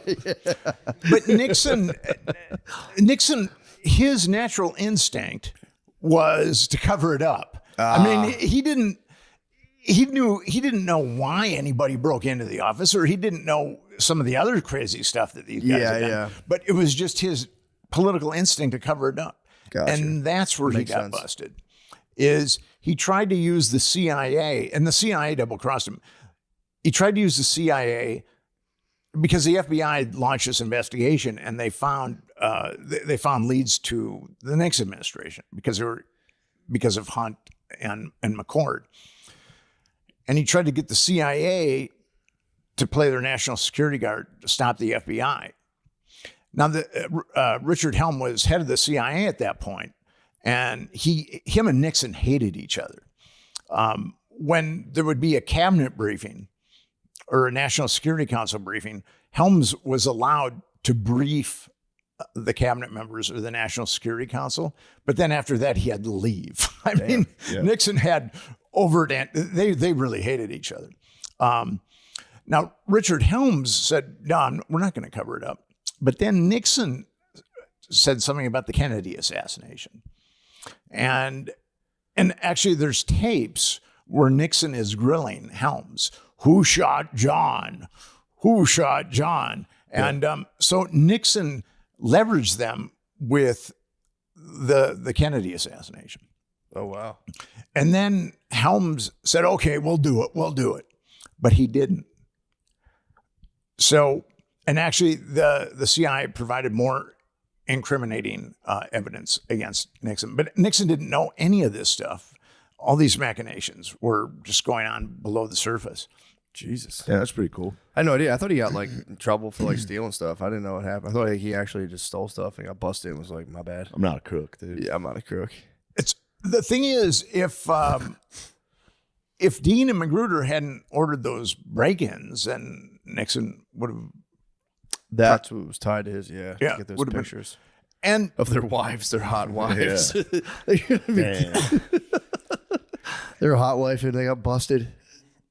We gotta get those naked pictures of our hot prostitute wives out of there. Shit's about to go down. well, at least they were naked adults. I mean, I got to give them that much. You know? They were adults. True. I mean, Yeah, true. Well, yeah. By today's standards, that was, by that was today's above standard, board. Yeah, it was actually very nice of them. Very chivalrous. So they wanted Nixon out because he was trying to chill out on the Cold War. Well, he was befriending the communists. Yeah. And the Hawks and the CIA and the Department of Defense hated the communists. Nixon's always portrayed in like modern, every movie's in. He's like a war hawk. Like he's always like, we need to nuke them now. Yeah. Well, Meanwhile, he was trying to de-escalate. yes, big time. And he even told the Soviets that he was willing to relinquish Vietnam. Didn't it end under his administration? Yeah, Vietnam War? Yeah. Yeah. I mean, he bombed the shit out of the Vietnamese before he did He that. gave that a shot. But Nixon is kind of split personality. So he really worked hard to do a arms deal with the Soviets because he saw the nuclear escalation. And actually, he cut the fence by 64% in his administration. And he did some positive, like OSHA, and he wanted to give health care for everybody, all Americans. He enacted some, the Environmental Protection Agency. I mean, that was also a Nixon initiative. He did do some good things. Now we just look at him as evil incarnate. But but it was, so what was really interesting about this is Woodward and Bernstein were essentially the guys that the two reporters that brought him down, and they're the most pathological liars of probably anybody in the entire Watergate saga. It's really interesting. And Ben Bradley was the editor of the Washington Post, and he was a CIA guy too. So and Woodward was also a CIA guy. Bernstein just wanted money for nothing and chicks for free. I mean, he blew all his money on prostitutes and coke. And he had a tough time after that. But Bernstein. And so what's fascinating, I mean, people think that those two are like the Mount Rushmore of journalism. And I mean, what's amazing about them is they're telling lies when they don't even need to lie. I mean, a lot of time they need to lie, and I understand that, but they're telling lies when they don't even need to lie. It's kind of amazing. What were some of their most like egregious lies? Deep Throat. Okay, Deep Throat was the guy that gave Woodward all the dirt on Nixon to take him down. Mm-hmm.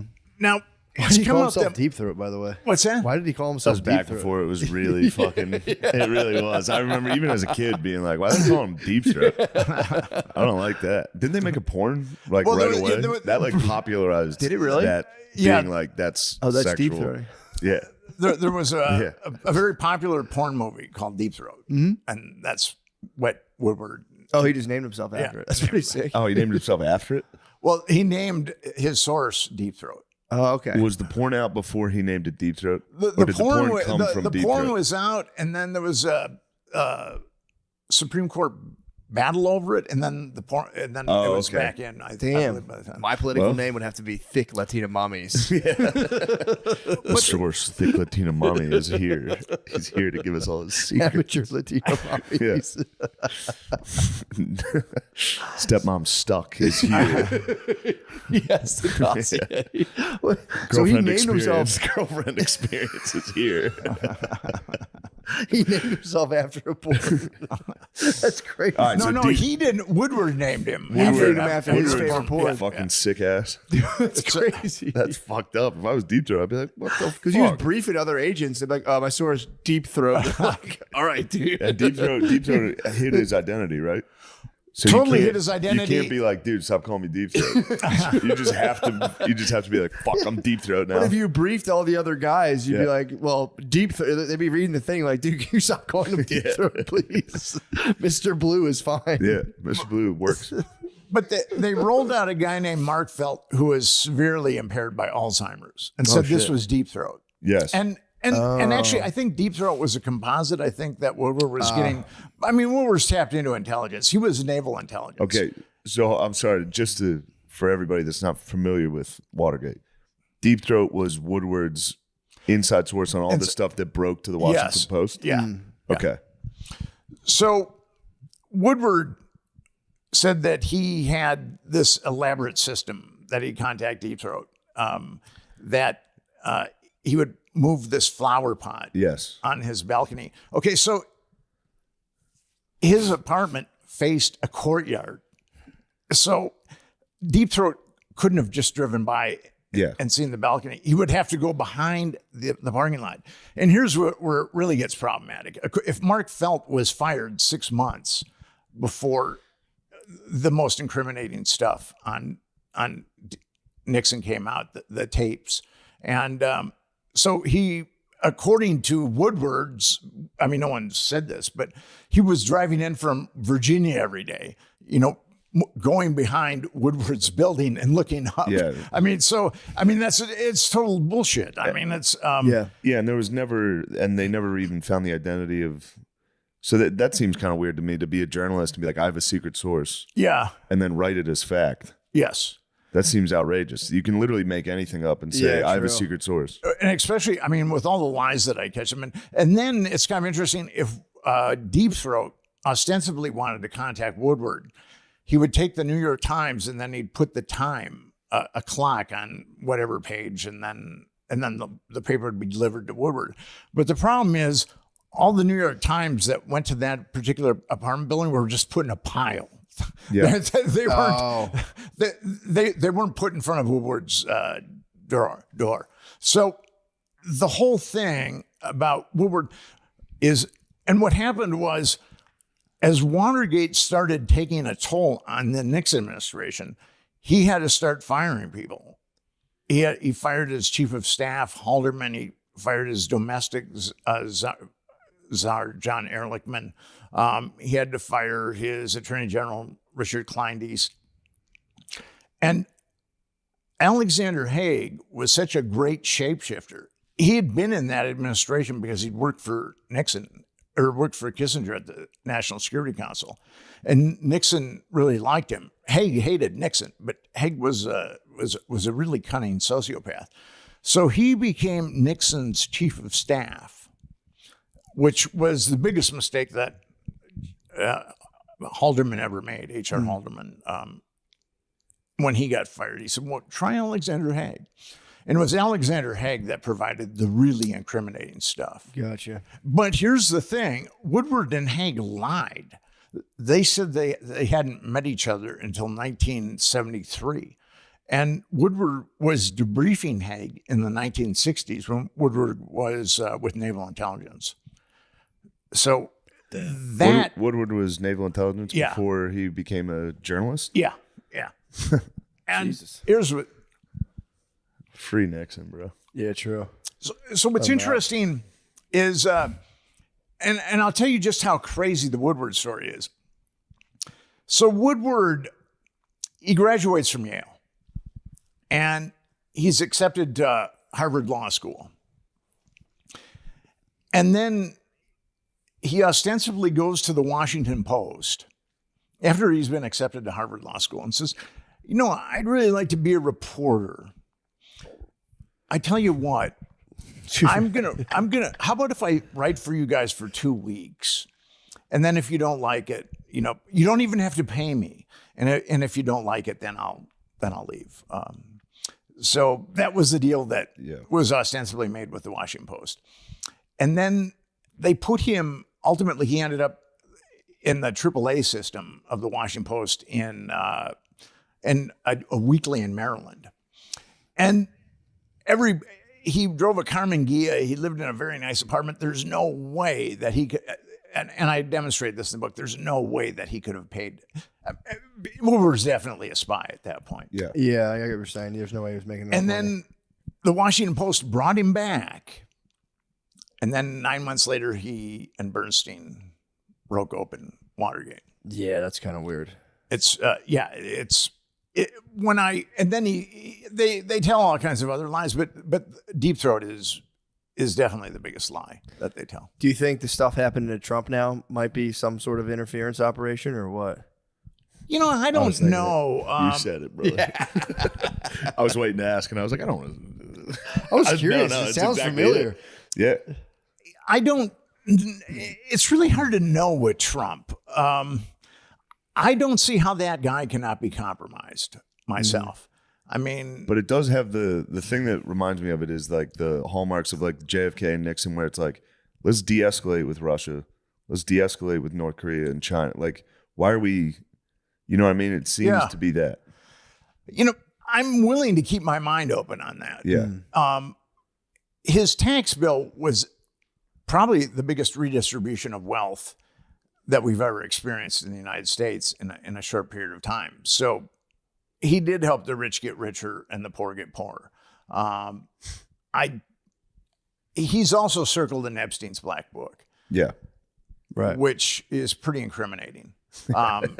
And he denied being with Epstein, but an Epstein victim has come forward and said that she'd talked to another Epstein victim. They were adults, but that Yeah.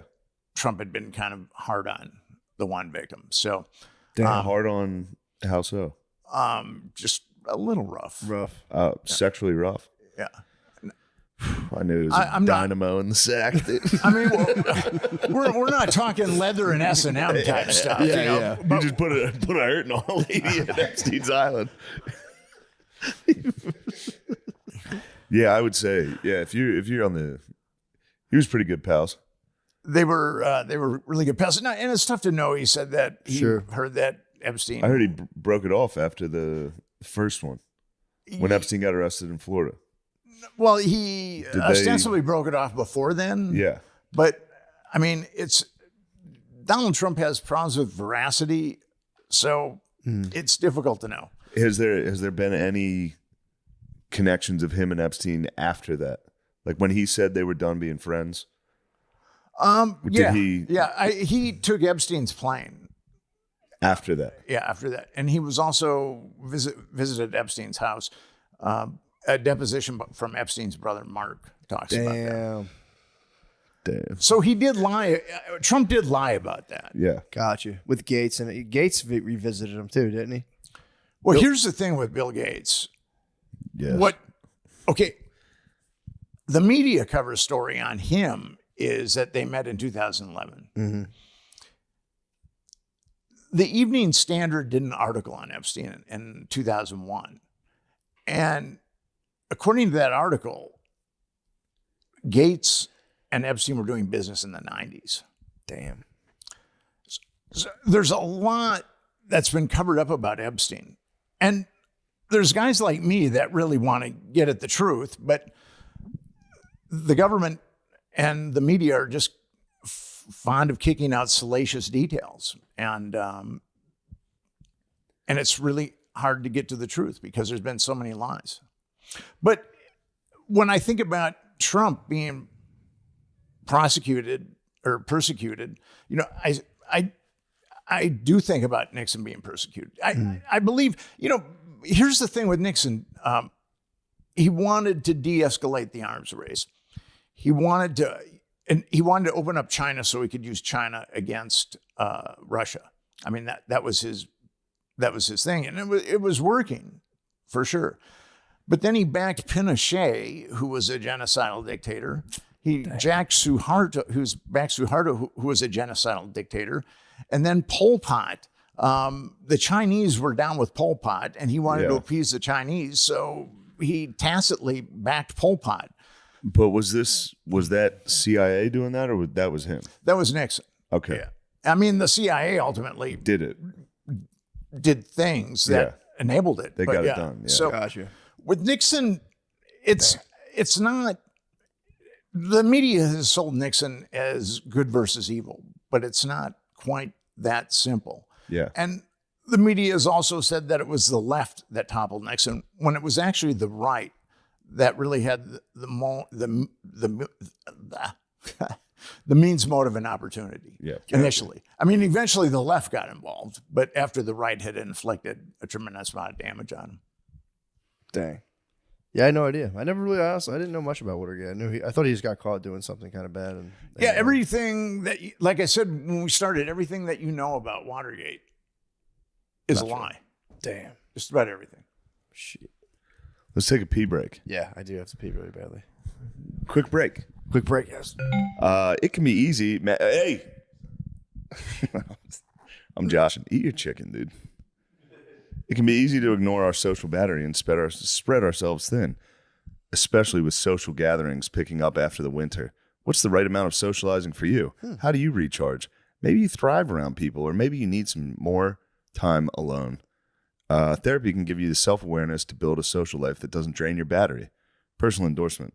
Golly. Yeah, man. You got to fucking figure all these questions You out. got to answer these questions. Otherwise, you're going to spread yourself. Yep.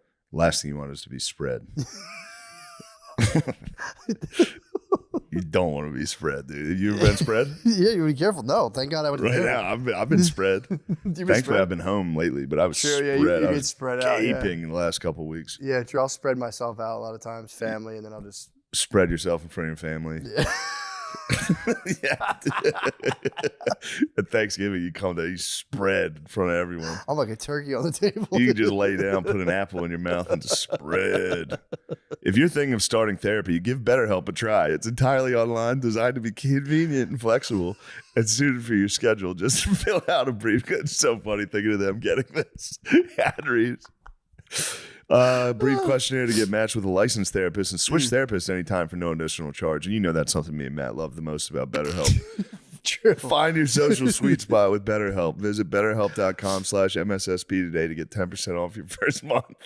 And that's BetterHelp, HELP.com/MSSP, dude. That's what I'm talking about. Think about your dad coming down at Thanksgiving and fucking spread himself. I just like to switch up. They're like, you're narcissistic bipolar. I go, next. Try again. Nope, wrong. I demand another. All right, here we go. Ever experienced the agony of harsh smoke, throat burning, or coughing attacks when smoking cannabis? The struggle is real, but the solution is chilly. That's right. I'm talking about the smoothest way to light up, and that's with Freeze Pipe. Freeze Pipe makes a unique line of freezable pipes, bubblers, and bongs that are 80% colder than using ice cubes to chill smoke. The magic is freezable glycerin chambers that come on every piece. Simply, pause. Is that what? Simply pop the chamber in the freezer for 1 hour, and as smoke passes through, it's instantly chilled by over 300 degrees. So every puff arrives ice cold and cough free. Yeah, I mean, dude, we can joke around all we want. Those things cool down smoke. You can't deny it. It is what it is. Those are just the facts. American owned and with over 100,000 happy customers, Freeze Pipe uses the thickest glass and market-leading glycerin chambers for a smoother experience you have to feel to believe. Ditch harsh smoke forever by visiting thefreezepipe.com and use code DRENCH for 10% off your order. That's thefreezepipe.com and code DRENCH for 10% off. Shop today for free shipping and smoke like royalty without paying a king's ransom. Lucy is made for your nicotine routine and delivered straight to your door. It's 100% pure nicotine and always tobacco-free. You can choose your preferred form, pouches, breakers, or gum, and you can choose your strength from 2 milligrams to 12 milligrams. Damn. 12's a lot. That's an And I'll tell you what, bomb. I know some hockey players that would like that. Oh, yeah. Flavors include mint, apple ice, that's the hockey player's favorite, True. espresso, mango, and more. Save yourself from the weekly gas station stop and sign up for a monthly subscription, which saves you 15%, no commitment, cancel anytime. Avoiding the gas station stop is very nice. Yeah, man. That's big for Lucy. Yeah, I might get in a fight. Personal endorsement, I go to the gas station sometimes for my gas station fix. I don't like it. That's It's why I hard. switched to Lucy, and I like Lucy. Yep. You have to talk to any ruffians that might be hanging out there. The ruffians there, yes. Careful. The product that sets Lucy apart is Lucy Breakers. It's nicotine pouches, but with a tiny capsule inside. That capsule contains a liquid flavor that saturates the pouch before it's even in use. Oh, fucking saturate some lady's pouch. Break it in with your teeth and boom, instant nicotine release when you need it. Let's level up your nicotine routine with Lucy. Go to lucy.co/drench and use promo code DRENCH to get 20% off your first order. Lucy offers free shipping and has a 30-day refund policy if you change your mind. Lucy.co and use code DRENCHED to get 20% off and always free shipping. It's great And up. here comes the fine print. Lucy products are only for adults of legal age, and every order is age verified. Warning, this product contains nicotine. Nicotine is an addictive chemical. Shit. Oh, please. Also, this week I'll be in Las Vegas. Please come. Wise Guys, Las Vegas. Go to mattmccusker.com for tickets. Yeah, and there's a bunch of other shows. Please come. Bye. Yep. Just don't even ask. Stick Get your in there. fucking beak in the camera. Well, Get in there. sorry. That'll be quick.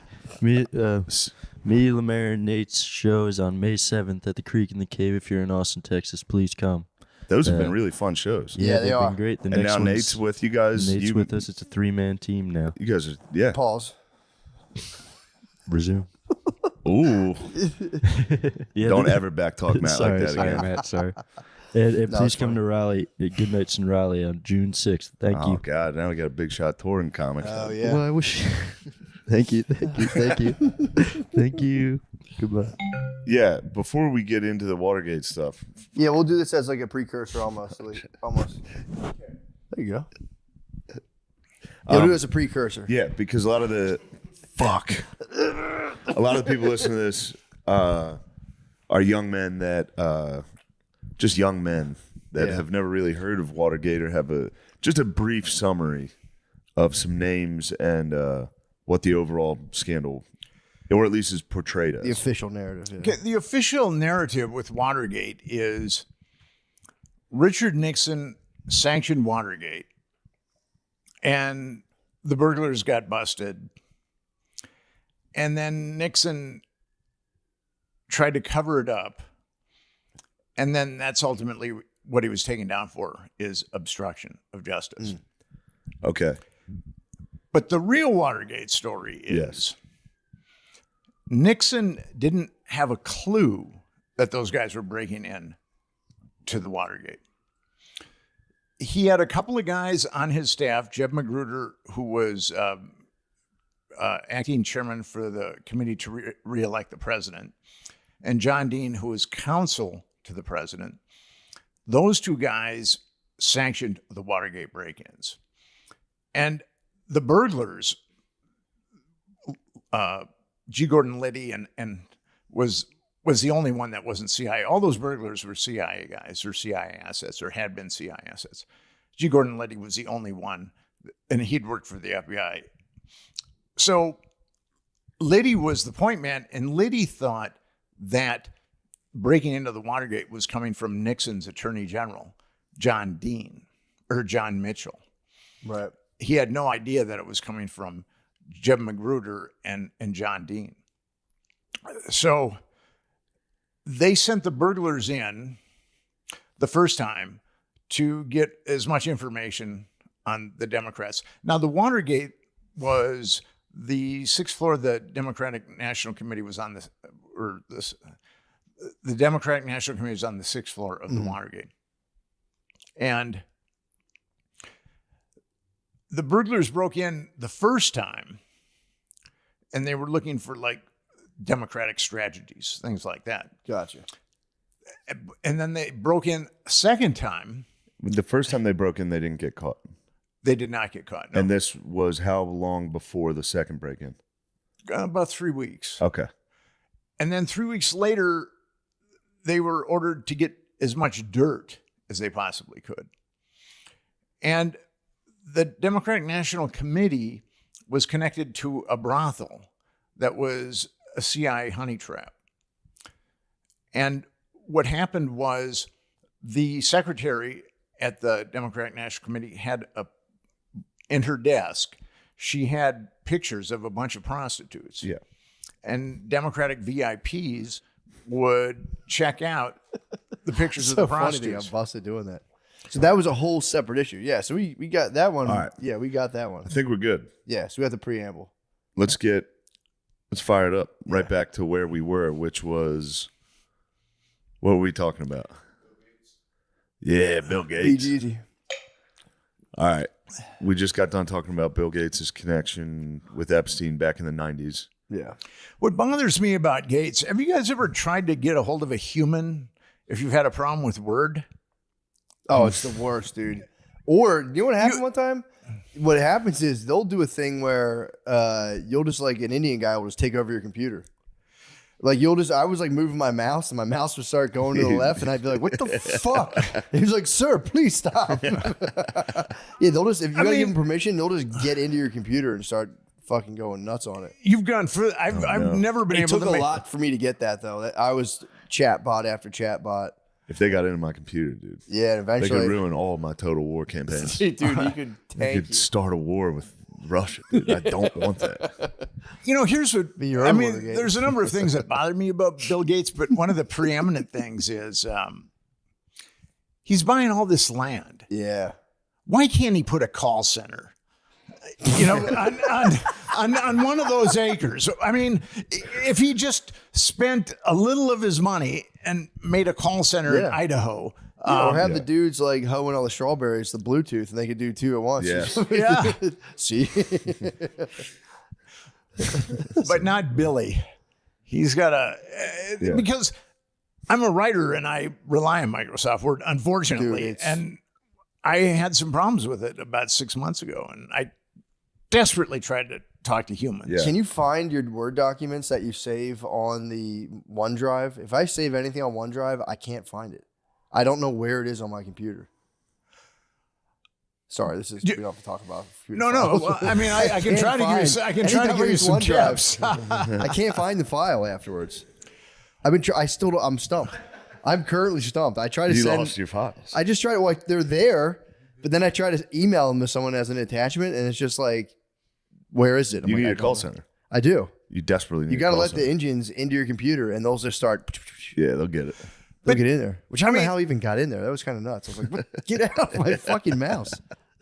I mean, Gates wasn't making enough money selling Microsoft Word. Now we have to rent it, and then Yeah, the suite. there's no call center. I mean, you know, Yeah, that might be his most, honestly, out of everything he's accused of, that might be the worst. Was he ever accused of laying with ladies at Epstein's? he's been outed that way. Yeah. Not with Epstein, but with some other scenarios. Okay. But if he's been outed in other scenarios, I mean, why wouldn't? Yeah, he why be? wouldn't he do Yeah. it? Then his wife was the one who like blasted him on the Epstein stuff Actually, which is a good God. according to the media, she left him because of it. because of the Epstein stuff. Yeah, Yeah. but But he who and knows, Epstein yeah. went back to the 1990s. Damn. Instead of 2011. There's so much bullshit that's been manufactured about Epstein and so much salacious dirt. It's really unfortunate. You've got a guy that trafficked children for 25 years, and our media, no one in the mainstream media has called for any justice for any of those victims. No, yeah, that's, well, it became right wing to even care about it. that's been that's not for that's what sure. happened. If you That care became about it, you're also right-wing. that's a big thing we talk about a lot on this is like we don't do anything about it. The only thing you can do with Epstein is just on a podcast be like, the fuck? Yeah. What was that? Yeah, true. They killed him. We knew they were going to kill him. Yeah. And he trafficked kids and no one, that's as far as we get. There's a couple of things with Epstein that people just don't know. Okay, 'cause there's the Epstein Victims Compensation Fund that where a lot of Epstein's money went, and 225 victims applied for money. 150 were given. 150 were given money, and 8 decided not to take the deal. So ultimately, 142 were given money. Damn. Can you imagine being cheap with that money? But think of all the girls that he trafficked, and only 225 were come forward. But there's a couple other things. If you take any money from that fund, you've got to sign an NDA. Where you cannot name any of the perpetrators. And also, I know 2 psychologists, and one of them is very eminent. She's in the world of psychology, she's quite the superstar.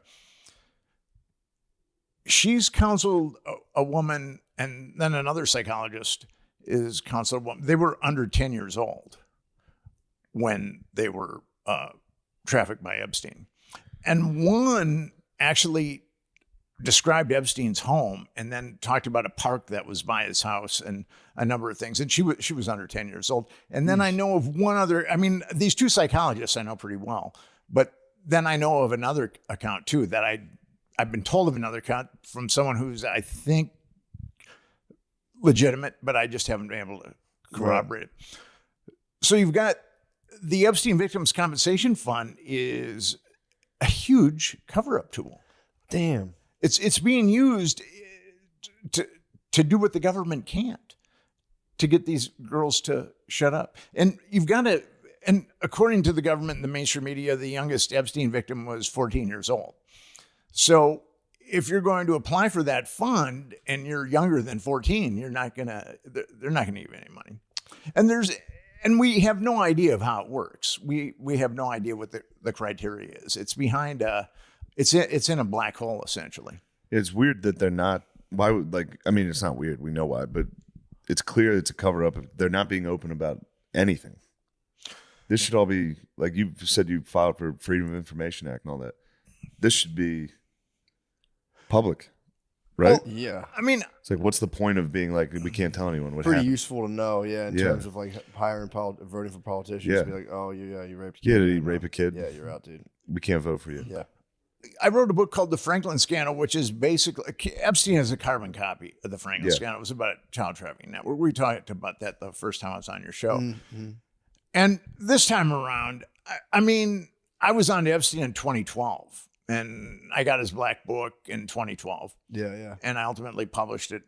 Gawker helped me publish it in 2015, but it took me 3 years to get that book published. It's kind of interesting. Once the book was nobody wanted to touch the book. Yeah. And but once the book was published, the floodgates opened on the book. Yeah. And I started an organization, a 501c3 called Epstein Justice. And what we're trying to do is to get a commission formed to actually look at the perpetrators. We want the perpetrators to be accountable, and we want to know why the government is covering up child trafficking. We have 2 simple objectives. We want the perpetrators prosecuted, and we want the government to tell us why it's covering up child trafficking. Yeah, like why did they seal the original case when he got busted the first time? That all got sealed, didn't it? The very first case way back when. A lot of that was sealed. I was able to get a lot of documents from the police and also the feds. They're floating around out there. The feds, when Epstein was originally busted, the Palm Beach Police Department started investigating in 2006. And then about a year later, they they were going to arrest Epstein on 5 counts of child abuse. And they knew they had statements from 5 minors, but they knew of 17 others. Jeez. So there were 22 minors there. And then that case got taken away from them and it was put into a grand jury. and how grand juries work is a special prosecutor is chosen for a grand jury, and he's the one that presents evidence to the grand jurors who they're just regular citizens that have shown up for jury duty. And so grand juries have been notoriously easy to hijack because you just show them the evidence that you want to show them. So although, and the special prosecutor for the Florida grand jury, Barry Kirshner, he called one victim and skewered her, even though he knew about 22, even though law enforcement. Now, when it went to the feds, they had a list, and I've got that list of over 30 victims, and they didn't indict Epstein on one count of child abuse. Jesus. And it's interesting, a lot of your listeners might know this, but Alexander Acosta was the U.S. attorney for the Southern District of Florida. And he was asked, he became Trump's labor secretary. And when the Trump administration was vetting him, they asked him why he went so light on Epstein. And he said, I was told that Epstein was intelligence and it was above my pay grade. He actually said that, and he's never denied saying that. What? Yeah, he said that. Shit. That's So crazy. Unfortunately, there's a rogue element of our intelligence that blackmails people. And it happened in Watergate, it happened in the Franklin scandal, and then it happened with Confessions of a DC Madam. So this is actually, Watergate's actually my third book on CIA sexual blackmail. And I don't really want to write another one at this point. I mean, I'm kind of done now. Yeah. I think I'm going to start writing about fishing.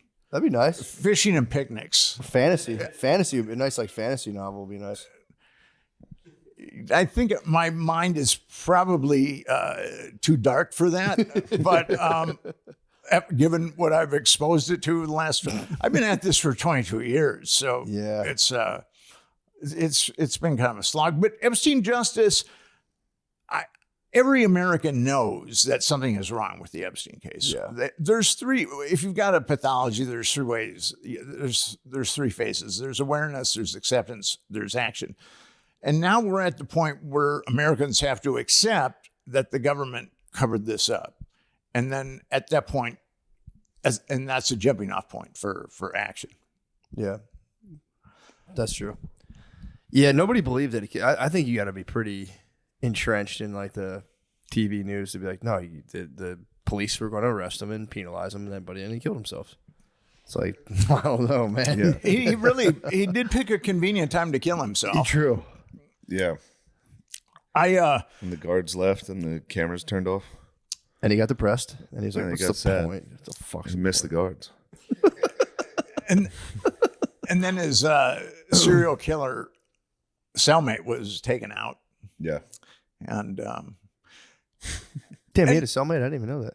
what's that? He was bunking up with the guy? Yeah, with the guy that had killed multiple people. I think maybe the Bureau of Prisons was hoping that. Yeah, that guy would get it done. I mean, they're in pretty close. You're in pretty close proximity with a multiple killer. Multiple. They're probably shaking his cage, rattling his cage, Oh, trying to yeah. get every day at lunch, be like, yeah, fuck you, pussy. You You won't won't do it. You fucking won't kill fucking anyone." kill anyone ever again.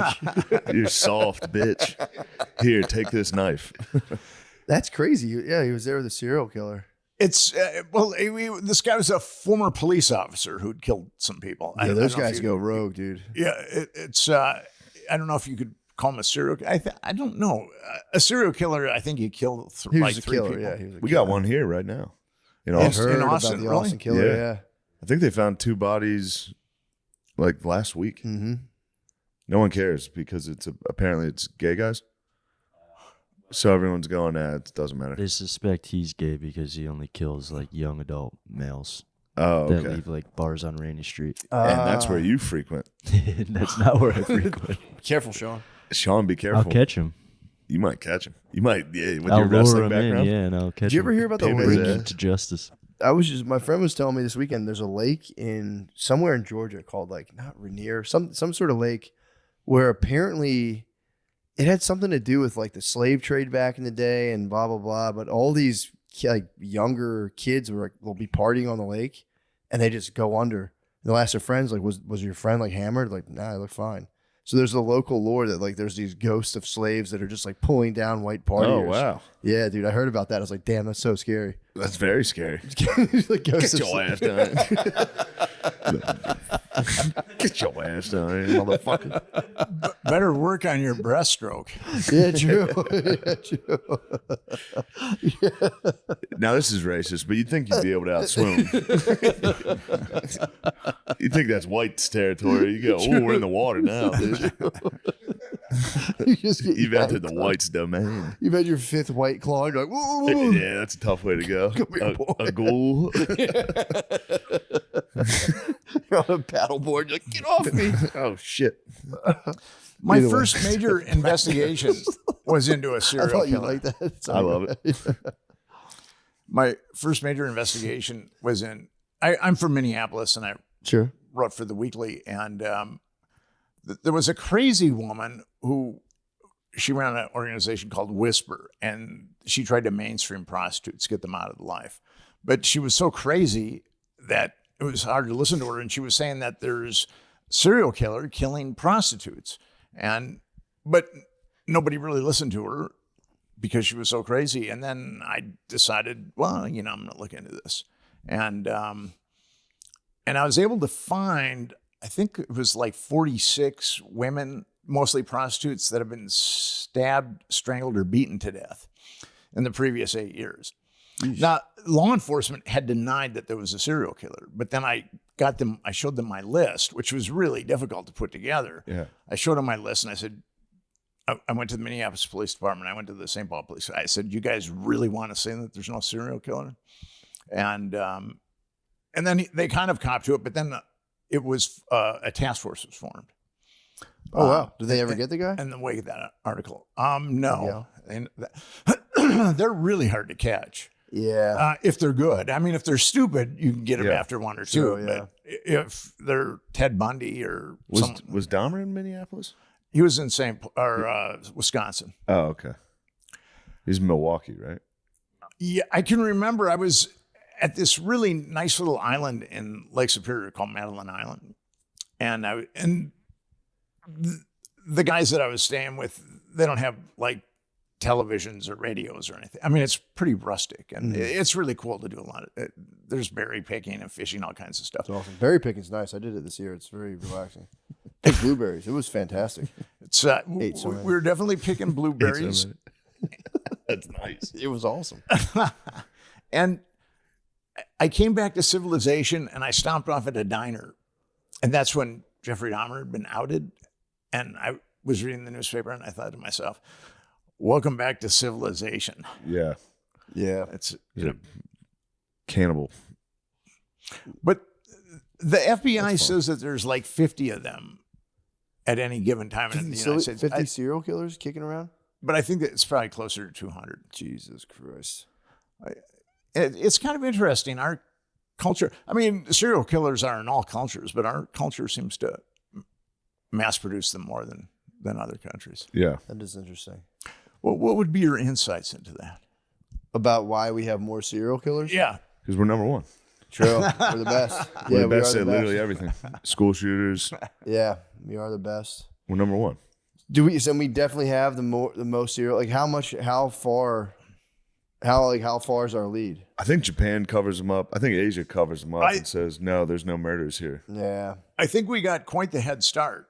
If it's a 50-yard We dash, celebrate ours. They hide theirs. it's True. well, there was a Russia gets after it, don't they? I think there's a there lot was of that Russian Russian Chikatilo who boys. Yeah. killed in excess of like 100 people. The guy here is, and he's putting them all in Lady Bird. He puts all the bodies in the same spot. Really, I mean that Yeah, the should cops just go and let's set up let's get some fucking True. trail cams out there. Yeah. It's not that you guys don't even have to wait outside. Just put a camera up. Yeah. Right by the lake. Go, who's dumping sweet gardinis into the Lady Bird lake? He's looking at the camera. Party boys. Yeah. Fuck. Yeah. They got me. Yeah, that so shit they creeps me out. has man. he? You would think that if they knew where he's dumping them, You would think that would be it'd be kind of easy. put a camera there and What is it? The United States apparently has had 3,615 total serial killers. Second place is Russia with 196. Damn. We're the best. That's quite a lead. Yeah. I think that also could do with Could be law enforcement misinformation. here. Catching. At least investigating. I think if you're, and this is starting in what, like the 60s, 70s is when serial killers started getting rowdy. Yeah, I mean, they were happening before then, but Yeah. But I mean, noted, But like getting caught yeah. and being like in the news. We had media and people looking out for it. We have more You could be in the middle of fucking Russia killing people and no one would ever. You go village to village. They go, yeah, that guy's gone. Chikatilo was doing that, though, the Yeah. Russian serial killer. But Yeah. we have more And that like was shooters. We have more. I guess that's Soviet, because yeah. we have all them guns. But the guns thing, what's interesting is Canada has pretty much the same amount of guns per capita as the U.S. Really? And they're not shooting people like we shoot people. That's interesting.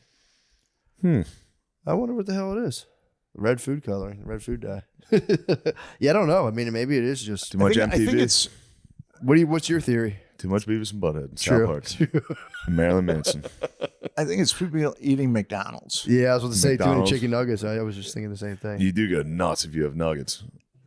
Dipping your fries into a frosty and you're Yeah, you go, I should kill that bitch. My, This my- reminds me of a knife into a hooker. My theory on McDonald's, it's all made out of the same substance. It's just at different temperatures. Now, I could be wrong. It's Soylent Green. I mean, I should add that too. Would your generation know what Soylent Green is? I've heard of it. It was that one-stop shop. Like you could just drink the shake and it replaced food, basically. No, actually, it was a movie where Oh. the population had kind of escalated and they were recycling people. Vis-a-vis lunch, breakfast, Yeah. and dinner. They have a thing called Soylent that I swear to God it's like a meal replacement. It was a Charlton Heston movie, actually. Dang. It's kind of fucked up. They named their shake after that. Yeah, that's a weird one. It was before he became president of the NRA. Damn. Yeah, I don't know. That is a mystery to ponder. Why would we have the most serial killers? Our rough competitive edge. I bet we have the most of literally everything. True. The best. I bet we have the most pedophiles. I bet we got it on lock. Everything. Best slam dunks. Most slam dunks. True. Everyone in their own way has to aspire to greatness. You got to do something crazy.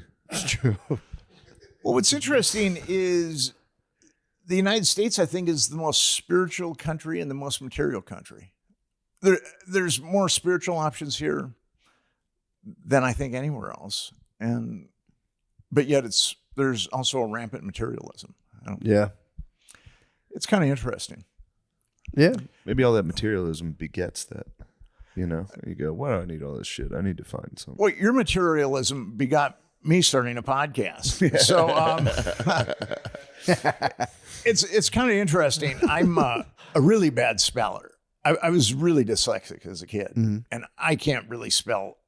If it wasn't for spell check, there's no way I could have been a professional writer. Yeah. So I was at a buddy's place, and he had one of those Macs, and he put spell check on, and he said, and I watched the spell check correct all the words, and I thought, I got to get one of those. So I got a Mac, and then I moved to New York, and I'd covered this conference on genetic engineering, and I was writing an article about telomeres. They're like the egglets on the end of your chromosome. And every time a cell divides, the telomere shortens, and that's what determines your obsolescence.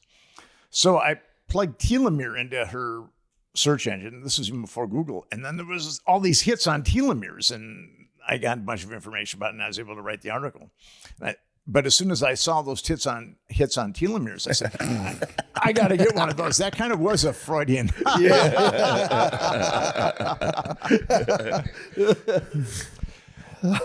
And then I did your and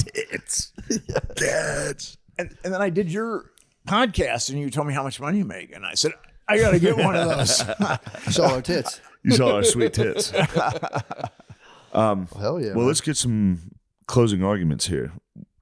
What are you thinking about?